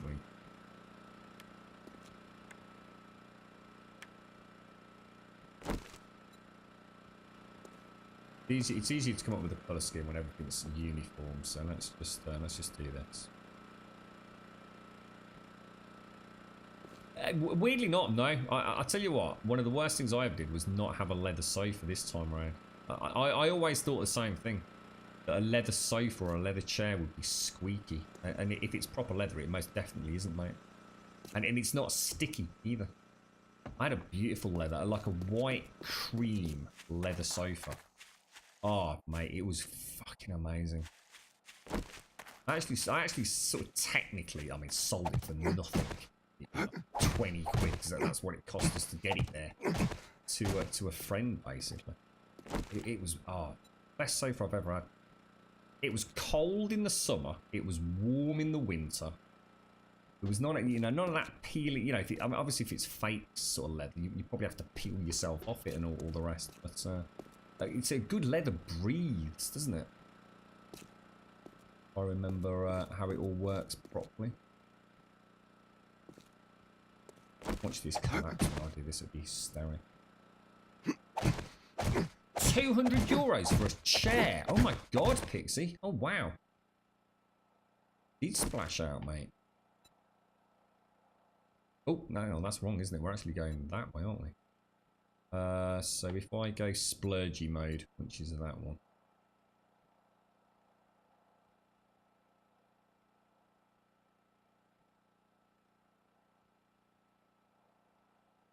We don't want to go too low, so if we switch back to manual, we'll just take it to there because it's gonna have to be uniform all the way down. But I need to go one more.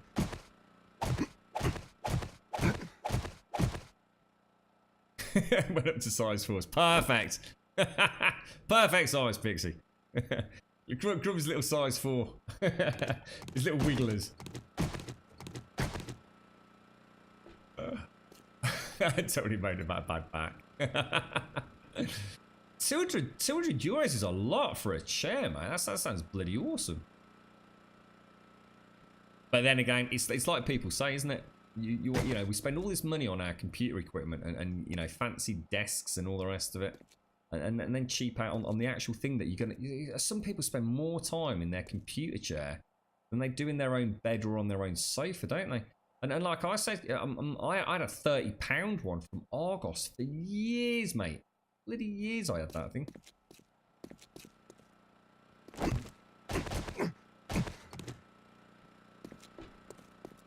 We're obviously going to hide all those electrodes there. Again, I'm leaving them there just while we tweak everything. So, little size 4 just for the mank.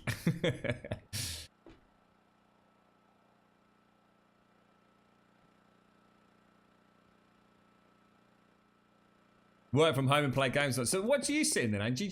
I mean, you know, have you ever thought about spending a lot of money on a chair? Because you always think it's silly, don't you? I mean, I must admit, even myself, you know, I'm sitting here saying that. But actually, you know, I think the thought of spending hundreds and hundreds of pounds on a chair, like, you know, some Herman Miller thing, I mean, they are amazing. I mean, don't get me wrong. You know, if I could afford a Herman Miller, I probably would own a Herman Miller. But I could never justify it. But actually, you should be able to justify that. You should be able to justify that more than a fancy graphics card. It's actually having a direct benefit for you, your health, and long-term avoidance of various back specialists and musculoskeletal services and what have you. But yes, it always feels like a bit of a luxury. I think that's another classic example of where the gaming culture has gone mad. I constantly see these people sitting in these, I won't mention specific brands in case I upset anyone, but these so-called gaming chairs. You know, just a little bit of research will show you where they're manufactured and what they're manufactured from. They're literally exactly the same chair as you pick up from Argos for 30 quid, but they charge you like 300 quid for them. It's madness out there. The same thing goes for stuff with a blue LED, doesn't it? The doc made me laugh with that bloody... What was that, Doc? That I don't know if you said it, chat. The God almighty, what the hell was it, dude? I think it was in an OLED. It was just basically a CPU cooler, all in one solution. You know, probably a complete turd. And yet, because it's got an OLED screen on the SIC that actually sits on the CPU unit itself, 240 quid. 240 quid, mate. And you know that is not going to perform any better than a Noctua. End of story. Like nothing does, basically, and unless you go for custom liquid cooling with custom loops and separated loops and all the rest of it. But you stick a stick of RAM out there with some freaking LEDs on it. That's it. Double the price, mate. That's freaking LEDs. That is, mate. Oh, that's it. That gamers will buy that. Gaming, big industry. Very big industry. Yeah, but exactly. Not just OLED. Not just OLED, Doc. It also had RGB lighting as well, didn't it, mate? So the one thing I was impressed with, to be fair, they were actually using the Noctua fans. Like, fair play for that, because those fans are freaking amazing. They're just very ugly, unfortunately.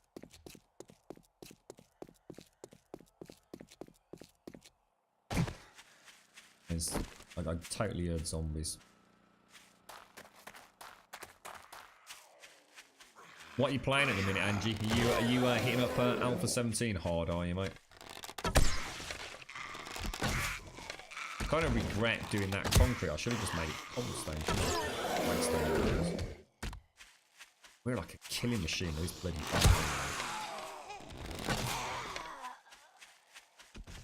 bloody laser guided missiles, aren't they?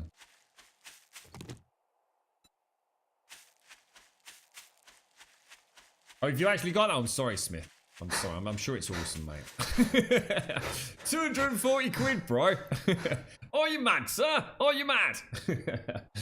It's a Ryuo. Is that what they call the Ryuo? I mean, you know, fair play, mate. I mean, it looks fucking amazing. But you bought a Tempur-Pedic chair.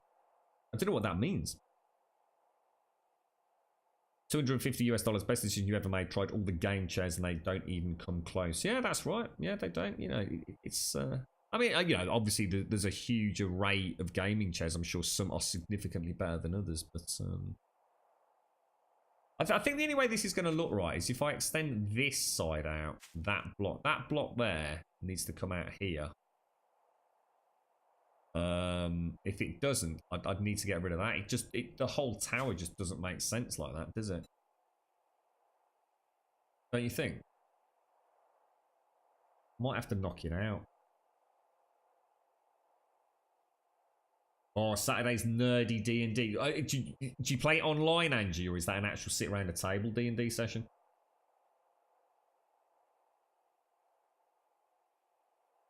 You got no money now. Your old one is molded into your bum. There is always something nice about it. Oh, it's like your bed, isn't it? You know, you can go to these swanky hotels or go and stay in someone's house that, you know, got a brand new mattress, £2,000 mattress that only gets slept in when guests visit. It can be the most beautiful mattress in the world, but it's always nice getting into your own bed. It's always nice getting into your own office chair, isn't it?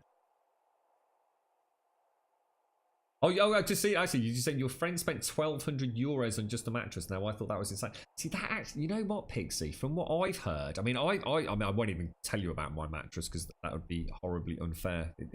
I don't need to be talking about that stuff, but the girlfriend would kill me. But mattresses are insane. I don't know if it's the same in America and elsewhere around the world, but in the UK, some of the mattresses we see are absolutely bonkers. Absolutely bonkers. I don't think €1,200 is even that insane at all, Pixie. I really don't, mate. It's a lot of money. It's that I would never afford or be able to afford £1,200 for a mattress. You know, for £1,200, the entire bedroom gets done, including the telly. Not the mattress, mate. My mattress is terrible. It is fucking awful. So you bought a... So what are these Tempur-pedic chairs? What's a Tempur-pedic? I mean, you know, orthopedic, Tempur-pedic. What does it mean? Is it just Does it just mean it's ergonomically designed to be good for a back sitting posture? Is that what that means? The brand... Oh, so it's a brand. Sorry, mate. Just missed that. It's a brand here that makes memory foam mattresses and orthopedic chairs. Got you. Okay, so it's a brand. Got you. $299 for you straight home. It's like sitting in a lazy boy recliner in front of the PC. Oh wow, it does sound awesome. And that's what I, you know, like, again, I won't mention specific brands, but that's what a racing chair would cost you, isn't it?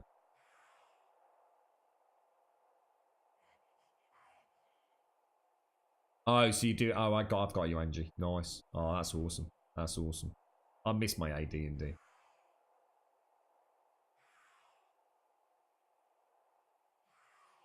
What made you go for that, Smith? I mean, was it just because it's an awesome gadget? You know, OLED. You know, just makes your whole build come together. Yeah, I do, Chucky. Yeah, I do. Look at this, all these people living on an online D&D group. When I win the lottery, right, honestly, we're going to have stream houses located around the world. And I'm going to tour around the world and stream from these, you know, stream in the US, stream in Europe, stream in the UK. And once a month, we'll pay for everybody to come to the nearest stream house for a whole week. Holiday, all expenses paid holiday to do D&D. So 1 week a month, we'll just stream AD&D campaigns. I just got to remember to buy the lottery ticket. I keep forgetting. Your mattress costs $5,000. Oh my god, dude.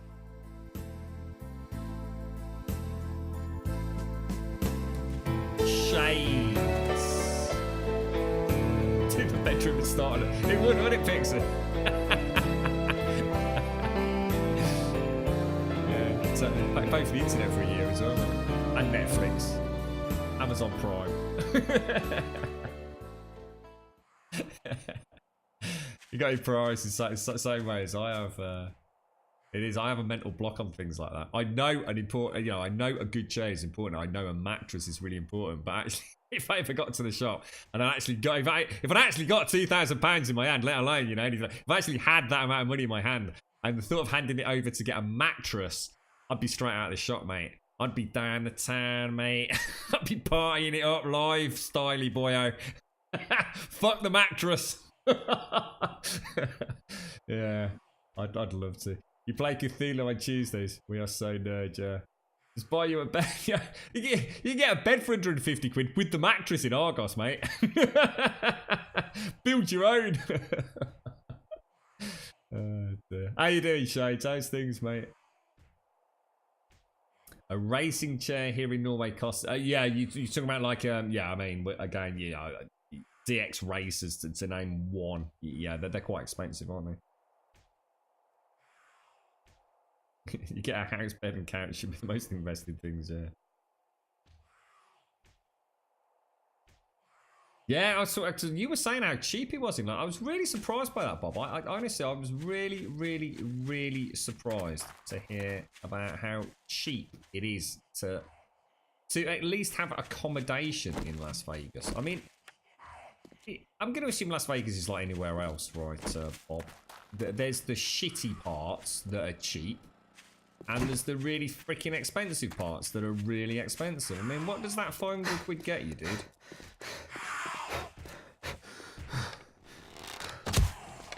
I mean, are we talking, you know, a reasonably nice place? You know, you're going to be in the slums of Las Vegas, right? With all sort of terrible things happening. I was really surprised by that, dude.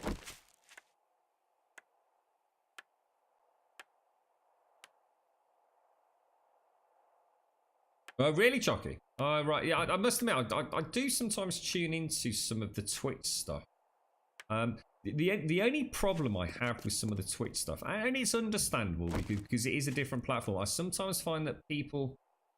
You know, there's always someone in a party that's over, I guess, a bit dominating. There's always someone who's very confident, you know, in all walks of life. You know, and in D&D, sometimes, you know, a DM has to bear in mind that, you know, sometimes not everyone gets to have a say, because there's always, you know, possibly one person that likes to butt in over everybody else, kind of thing. This is something I was always very aware of when I DM'd, and you always get that when you're an observer of a D&D game. You kind of notice that, and when you start noticing it, it can really irk you. But what I noticed was when I streamed a D&D, I noticed that sometimes it's about getting yourself noticed as well, and it's not about that. It's a team effort, isn't it? And then sometimes it can really frustrate me when it's like, can you just stop being the prat now? All right, you've had your 30 minutes in the limelight without anyone else getting a bloody word in edgeways. Can you shut up now? Because there's actually another 3 people in this party. It's time to give it a rest, you know. And I do find that really, it's like, please be quiet for the love of money, you know. Let somebody else have a chat. Let somebody else do something. And I think it's because they know they're on camera, isn't it? I suppose it's not unusual. But it is, you know, when it's done, it's done well. You know, it is a lovely way to, you know, chill out. Sometimes it's nice to listen to it as a podcast rather than watching it, and then I tend not to worry about it as much. I don't have to look at them. Yeah, just thought we'd pop on for a bit of Shades. Yeah, I overran the stream earlier, so I got in loads of trouble with a girlfriend. She was not a fucking happy chicken, mate. So I've been banished to the computer room while she goes out painting the town red. Probably going to cost me a fortune. Definitely ain't getting the £2,000 mattress now. Oh dear, you gotta laugh, ain't you? I didn't realize that's the first time I've overran the 3 o'clock for ages, absolutely ages.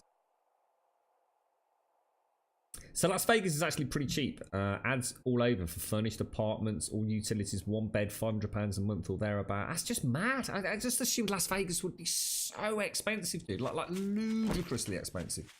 I don't know why I thought that. It's just, I just always think of Las Vegas, you know, limited space, incredibly high cost of living. I mean, it's out in the freaking middle of the desert, right? I mean, madness. Cool though, dude. Cool. Might have to come and pay you a visit, mate. Where's my pickaxe? You gotta be kidding me. Bring the pickaxe. Bosh. Let me go and get the pickaxe, otherwise we won't be able to do this. Yeah, that's right, Angie. You do have to let that happen. Yeah. Otherwise, you know, it might as well just be you and the bleeding DM, right? Not a lot of fun in that. Certainly not for the DM. Too many DMs don't have contingency plans. They're effective the party deviate from his or her plans, and it annoys me. Yeah, I must admit, I used to. It's why I became a DM in the end, for a whole host of reasons. But we'd started playing a few other games just outside of D&D. We started playing a game called Paranoia. I don't know if you've ever heard of that one. A little bit of Warhammer and a few other ones. And I was actually making my own role-playing game called Legendia. And I was getting really into it and everything. And we were going to use the difference with Legendia, which I'm sure has been done in loads of. I mean, this is right back in the day. It had like hit locations, so you could target body parts more. D&D just tends to have a static health pool, doesn't it?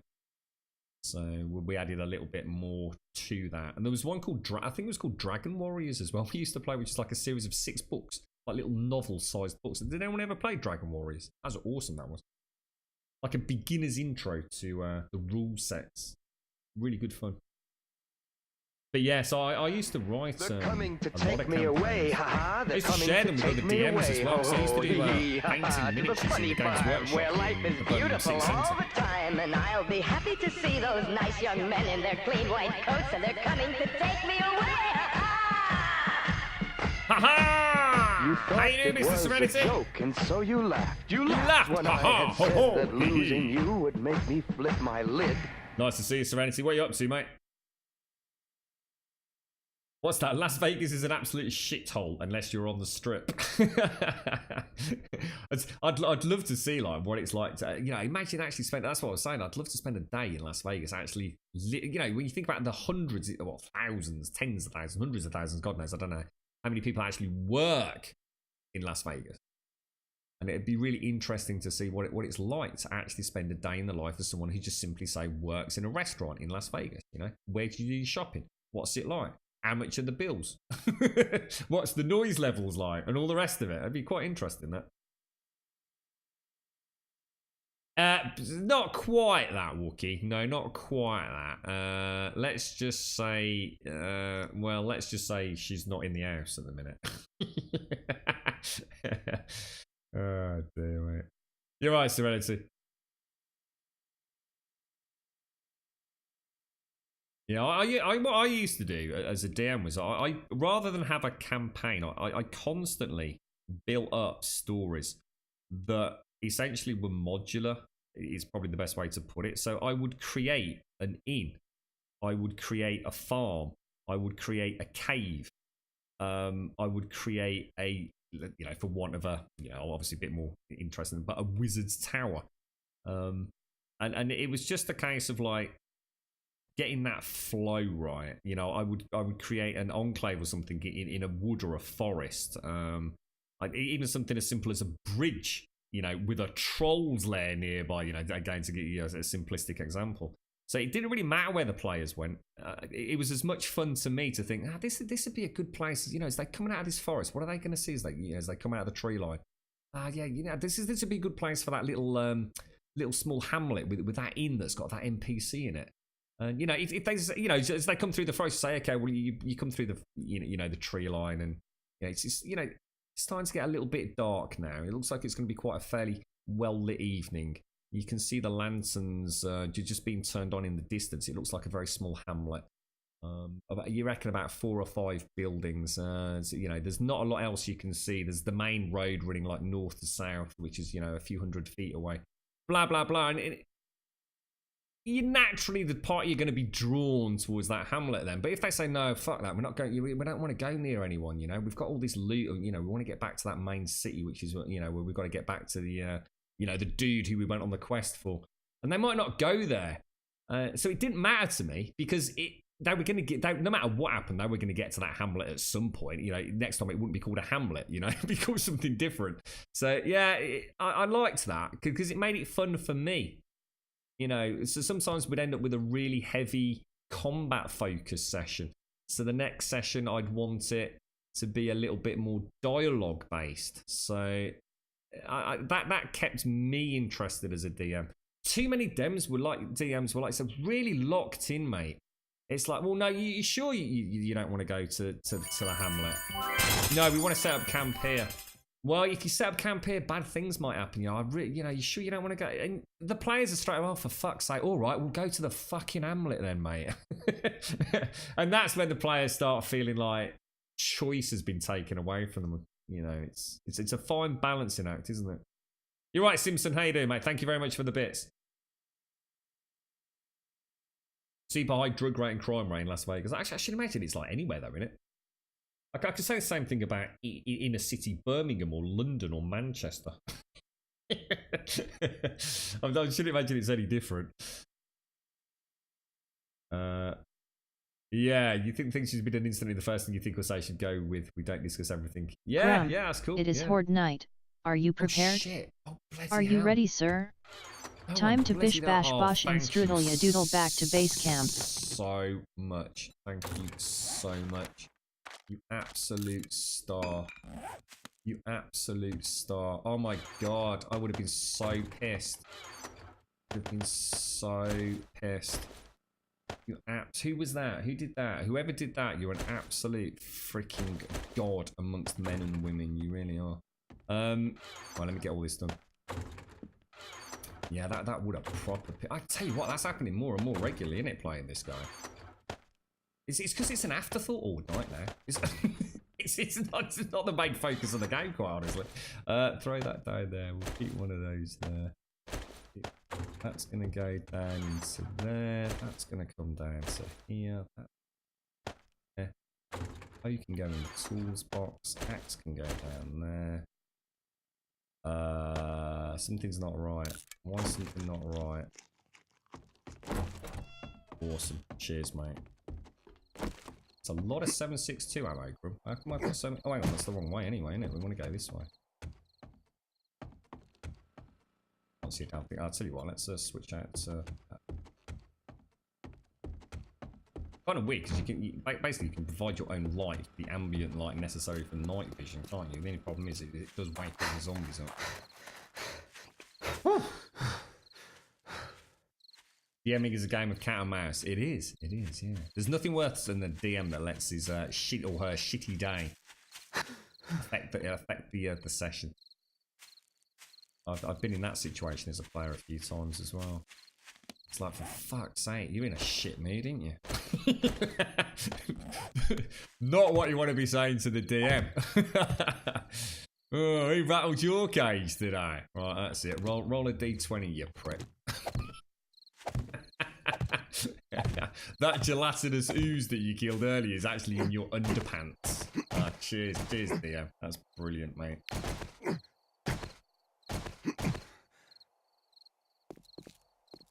We made it. Thank you for that. Who was it? Who actually did the sound? It was Palo. Nice one, bro. You star, mate. The good thing was the Outback Grill on the Strip, one of the best steaks ever. I bet they do some crazy feed in Las Vegas. Because everything in Las Vegas is just bigger and better than anywhere else, isn't it? All exaggerated, I should imagine.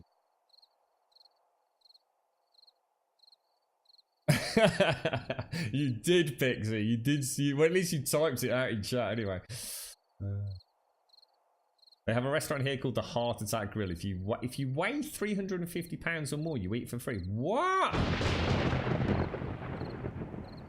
I can't even imagine how big 350 pounds would be. That is seriously. So hang on. So what, forever or like once a week or something? That's insane, mate.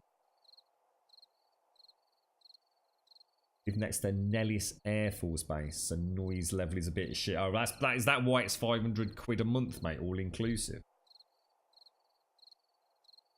Should do some streaming. What could go wrong?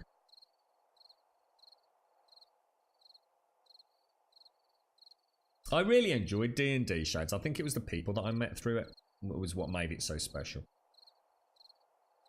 Met some really cool people playing D&D, especially at uni.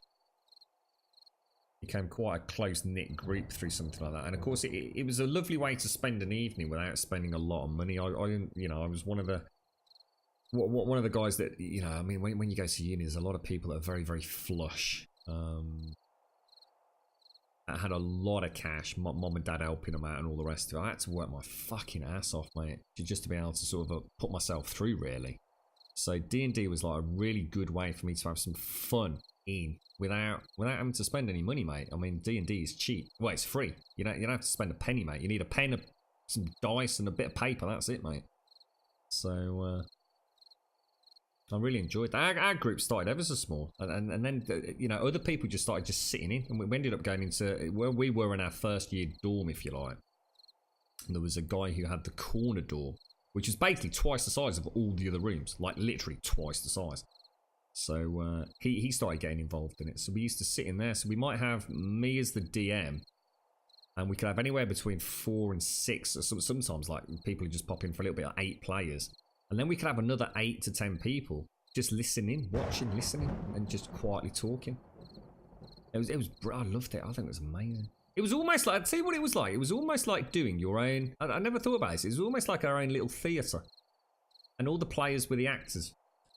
And you know, people would drop in and listen. And sometimes you'd hear them, you know, did you go to the session yesterday? Yeah, what happened? You know, how did so-and-so turn out? And you could hear them talking about it. It was like really cool, really, really good camaraderie in our whole sort of halls of residence around it. And we weren't the only group. There were loads of groups doing it. It became quite a big thing with us. We were lucky it didn't have that nerdy status. But that's because most of the people, including myself, were major pissheads as well. So when we did go and party, we partied hard, like really hard.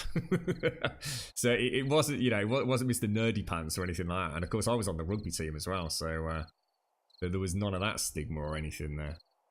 Used to get a few punches in the balls for playing D&D until people realised that actually it's quite a lot of fun, you know. I suspect if you weigh over £350, you get to eat at the Heart Attack Grill for free so that you can't sue the owners. It makes sense now you say it like that in Ireland. Yes, that's a fair old chunk of weight, that, isn't it, mate? £350.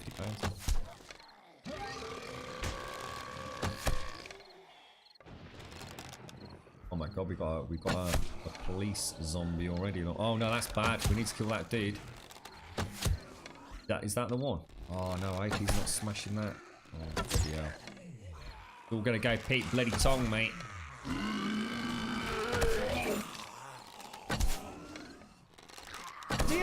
That's an irradiated policeman, isn't it?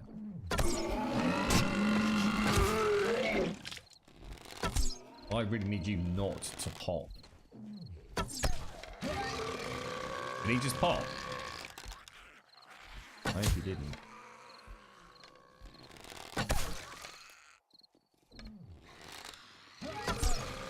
Got me wanting a nice big plate of steak now. That'd be steak and chips. Big, proper, chunky chips. Still with the skin on. Oh, mate. And a big T-bone or something. Oh, man. What are you doing to me?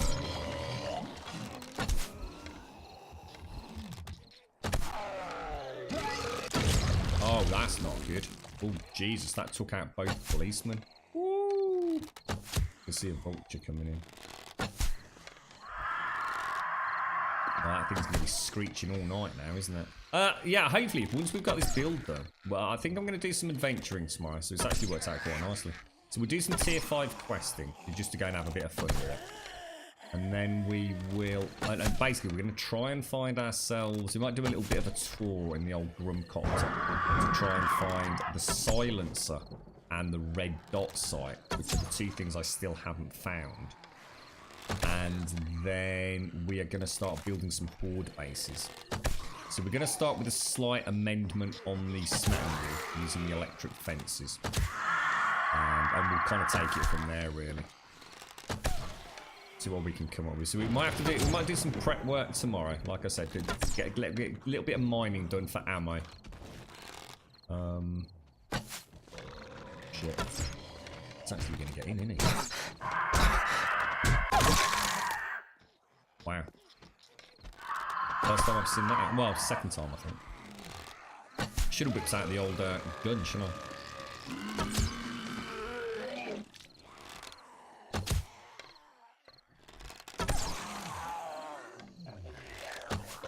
What's that? 158.7. What's that? Sorry, what's that, please? Oh, you mean kilos? I get it. jammy git. I just got that. That would have been a lot of damage to that top piece of concrete, wouldn't it? He'd pop there. Trying to keep up with chat, it's not working. I think I need to concentrate on killing zombies.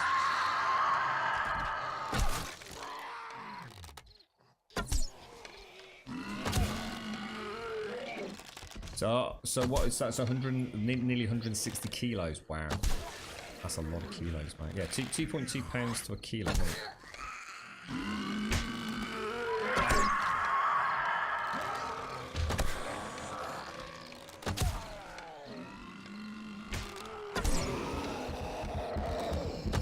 Oh no!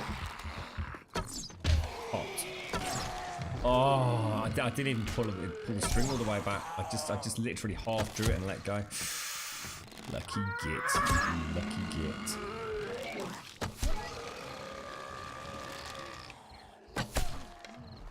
Nice shot, killed him.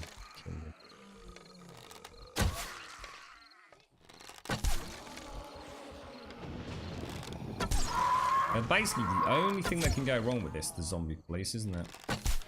If they breach something on that wall that breaks that path, and that's, well, it is. It's the only thing that can. You know, spider zombies getting in here. That's, you know, you just got to shoot them. You shouldn't have a problem. Not at this point in the game.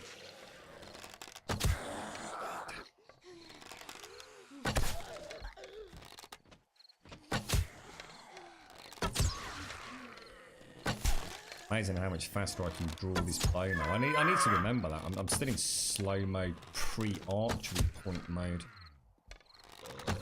That cursor, that crosshair reduces, the reticule shrinks so fast now. I remember to press it.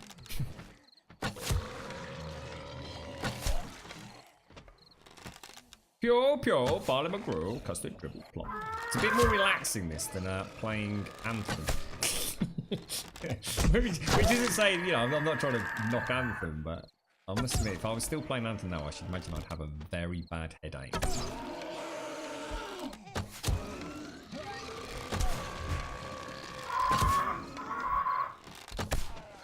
Shit. I'm gonna get attacked.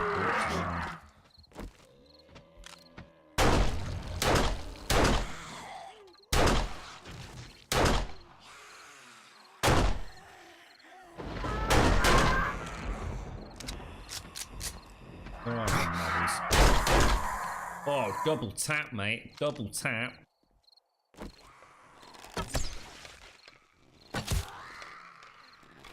Oh, forgot to let go of the arrow. It's amazing how many times I do that in a panic. Hey, we let go of the arrow and the string. Knife would not be happy with my archery skills, would it?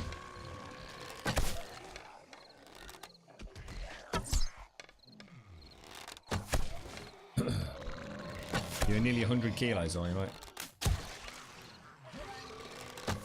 I weighed a hell of a lot. I packed on so much lower and upper body muscle at one point. I weighed a lot. I actually, we had to have, obviously, Jesus, independent medical examinations for insurance purposes and all that kind of stuff. And I was basically put into a group because I was classed as morbidly obese. And I remember walking into the room, and obviously the nurse that was doing the health check, she'd seen my weight, and she'd seen my height, and she'd seen, you know, morbidly obese and all the rest of it. And I walked in, and she just looked at me like, oh, right. I thought, yeah, get careful. It don't quite make sense on paper, does it? Yeah, I remember we had a really good giggle over that. She was really, really funny over it. She was talking about who she thought was going to walk through the door and everything. Yeah, it's not always what it looks on paper, is it necessarily? It's like you said, Bob, some people are actually just really, really heavy set people, aren't they?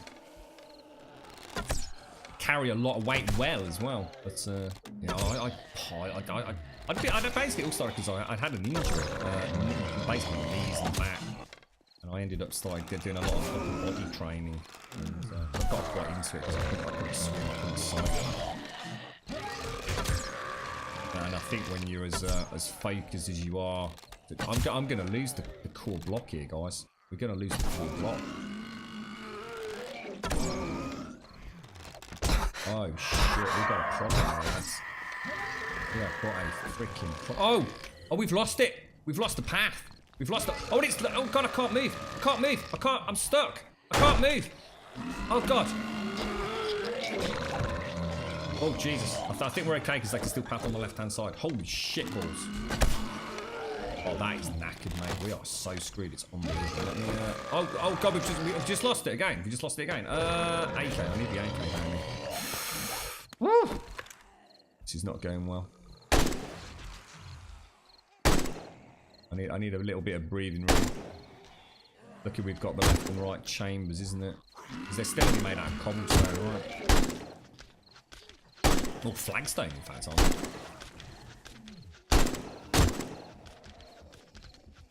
they? Wow, look at the damage on that. Have I got any concrete or anything? I've got one chance here, guys. One chance. Oh, Jesus, and that is not the way to do the one chance, bro. Oh my god, that was close. Oh shit, if I lose that one. Oh, shite balls. Have we not got any cobblestone? Oh, Jesus, look how close that was. Oh my god, dude. Oh, we have never lost. Oh my god, I just legit nearly lost a smetton wall in a leafling ring. I'm not having it happen today. Wouldn't normally repair, but not having that. Not on my watch, mate. That we nearly lost the corner piece and the keystone. Tell you what, we are gonna really struggle tomorrow in these PRYs. That heat map must have gone through the freaking roof, folks. We must have hit like the next tier or something, right?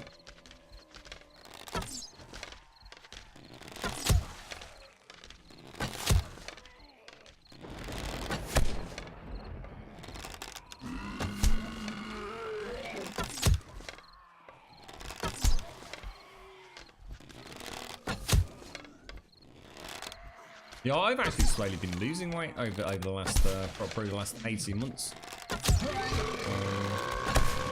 Just trying to shed. It's actually quite easy to drop muscle. What is hard is dropping muscle when you want to drop it.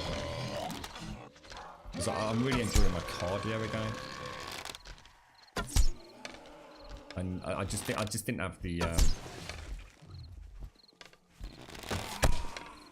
Well, I suppose the knees, essentially. The knees and lower back to carry that sort of weight. Not obviously fantastic for fucking rugby, but not in my position. I need to be a fast fucker. So. Oh shit, what if we actually lost? What if we actually lost? Can they still path? They can still path. I don't think we've lost. Jeez, this is actually interesting. This is crazy.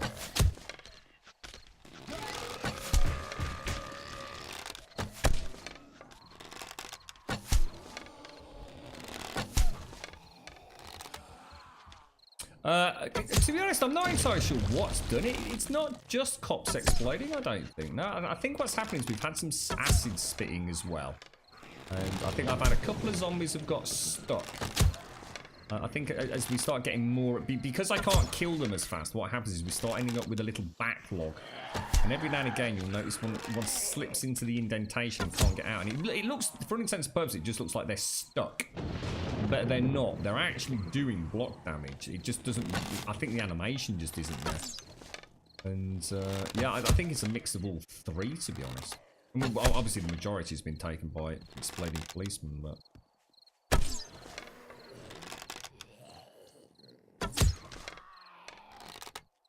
Actually, why as much as your dog? Your dog's hounding the Baskervilles, though, TM. Your dog eats bears for breakfast.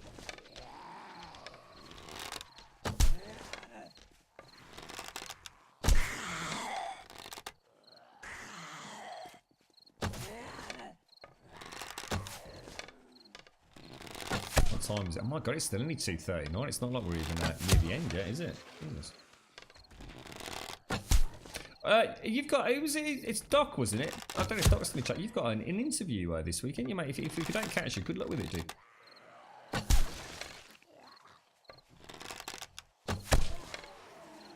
105 kilos. And that's your dog weight. I thought, Jesus Christ, I didn't realise it was that much, Tia. Jesus Christ, dude, that's a pony, mate.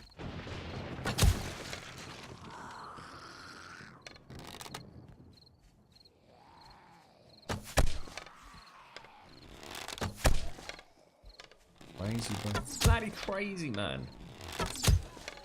How we doing? 107 arrows, yeah. I think first thing we're going to have to do repairs. We're going to have to go out and get arrows to settle in for the next week.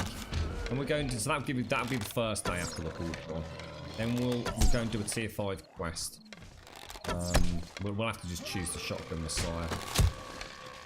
Or the Shamway, whichever one basically. Because we know the hospital's broken, isn't it? Which is a shame. I'd love to have a crack at the hospital, but that whole chunk's basically broken. I mean, we could try resetting it, but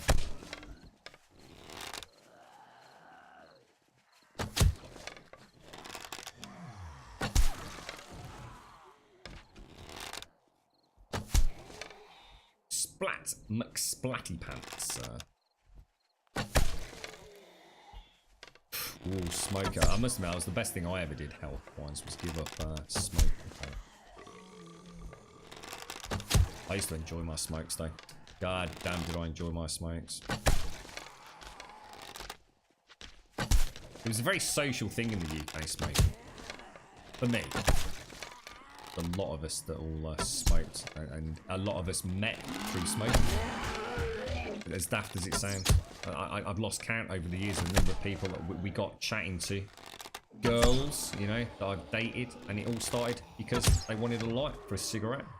It's mad, isn't it? It was always like the ultimate icebreaker, or, you know, you'd be sitting down and, you know, just another lad would come up, you know. Yeah, I did it in Manchester myself. I'd get down there on a bit of business and everything, and I was like, shit, you know, I don't know anything about Manchester. One of the first times I've been there outside of being at uni and everything, didn't really know anyone. A couple of lads at the bar and all the rest of it. I just thought, you know, yeah, lads, either you got a light. It's like, hey, mate, you know, where are you from then? You don't sound like a, you know, a local, all the rest of it. And I had one of the best nights out I'd had in fucking years, mate, I'll tell you. It's definitely a big thing, smoking in the UK.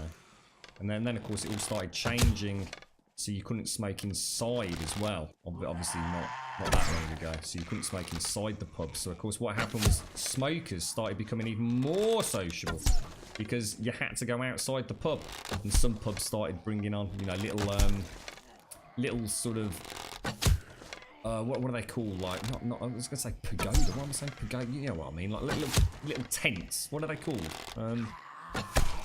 Marquees, like little marquees with heaters in them.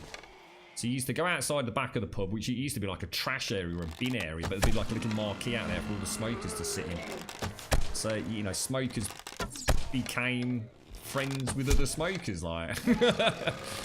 It's a huge part of me growing up smoking. And you know, yes, it is no good for you, and you know, I wouldn't recommend anyone ever start smoking. But I would not know the people. It certainly would not be the person I am today if I hadn't smoked. I know that sounds crazy, but that is very much the reality of the situation. I got in a lot of trouble for the same reasons as well. It wasn't all good. People giving it to you. You got a spare cigarette, mate? So no, man, I'm all out. He says, I know you're not all out. I'm just out. I says, tough shit. I'm saying, I was trying to be polite. You're not having one of my cigarettes, and that's it. I fucking get smacked in the face, like. It worked both ways, I suppose.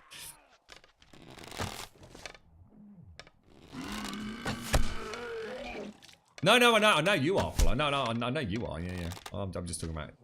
Well, he said I wasn't anyway. Gotta be careful what I say on stream, Flo.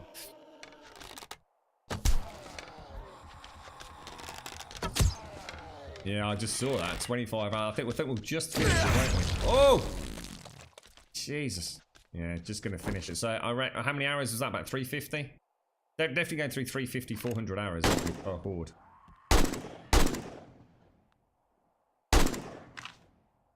Wow, that was a good one. We nearly lost the actually lost the Smetan Wall and the Elethine Ring. Oh my god, are you gonna die, dude? I love it when you get that. That ragdoll is so good on them. You always said you're gonna start smoking the game when you hit 70, and I don't care then. I can just imagine. Oh my god, I can never have another cigarette. I do smoke the odd cigar, but I don't think I've had a cigar for nearly 2 years.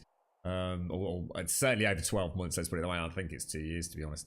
And I do that. I do like that with a whiskey or something. But you know, I don't drink. I haven't drunk for ages now either. But yeah. If I was to have a cigarette, that'd be it. I'd be back smoking, mate. I miss it too much. Yeah, smokers bus stops. Yeah, you got it. Yeah. Yeah, is it a gazebo? I don't know. Marquee or a gazebo? I don't know what the difference is, mate. To be honest, it's a gazebo that only has the roof, and a marquee has the sides as well. Yeah, and they used to have those big gas heaters. So you were warm. They're actually really nice in some pubs. In fact, we started going to pubs that had nice outdoor smoking areas. It was that simple. You used to buy it for people I knew where. Oh right, well, isn't that really naughty? That's really naughty, that is, yeah. Remember the shops that you used to go when you were a little kid that used to sell you one cigarette? They knew perfectly well you went older. They'd sell you one cigarette for like 30p or something. The most expensive way to smoke there possibly could have been.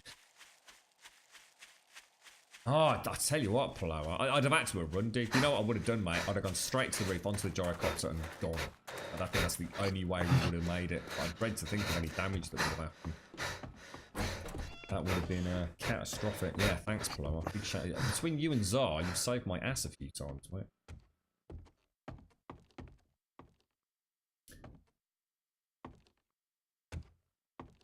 Right.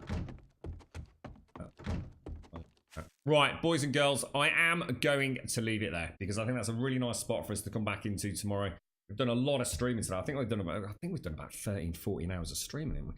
I'm going to go and get some nosh and get ready for I think, yeah, I've got about half an hour before I need to leave, so I've got to get a train later. So yes, I will. Well, actually, no, we're going by train. Oh, God knows what we're doing. Yes, we are. I'm so tired. I'm so tired. But yes, we will, of course, be back tomorrow morning. I will be on at about 8:15, and we'll obviously be streaming 7 days. I don't think we'll be returning to Anthem tomorrow. I think I had saw everything I needed to see today. You know, I might jump back on next weekend. We might have another, at least half a session maybe on the Saturday, just to see if anything's changed in terms of, you know, the technical elements of Anthem. But tomorrow, Alpha 17. Here, 8:15 tomorrow morning. Point of reference is about 8:30 in the evening here in the UK. So thank you all very much for spending such a huge part of your day with me. Some of you have been around since the early hours of this morning. So thank you very much for keeping me company. It's been a lot of fun. Thank you for the subs. As always, the resubs, the bits, follows, donations, and gifted subs throughout today's streams. It's been absolutely phenomenal. Thank you all so much for all the support. It's been absolutely brilliant. Do consider joining us on Discord. !Discord in chat will get you a link to the Discord server. You're more than welcome over there. I will probably be on there for a little bit as well as I'm traveling around early this evening. !Twitter in chat will get you a link to the Twitter feed. We always tweet out a few minutes before we go live. And !YouTube will get you a link to the YouTube channel. And as I always say, a subscription over there is just the icing on the cake. Thank you all for a really, really enjoyable Saturday. I hope whatever you're up to for the rest of today or this evening goes really well. Stay safe, and I'll see you all very soon. Thank you for watching.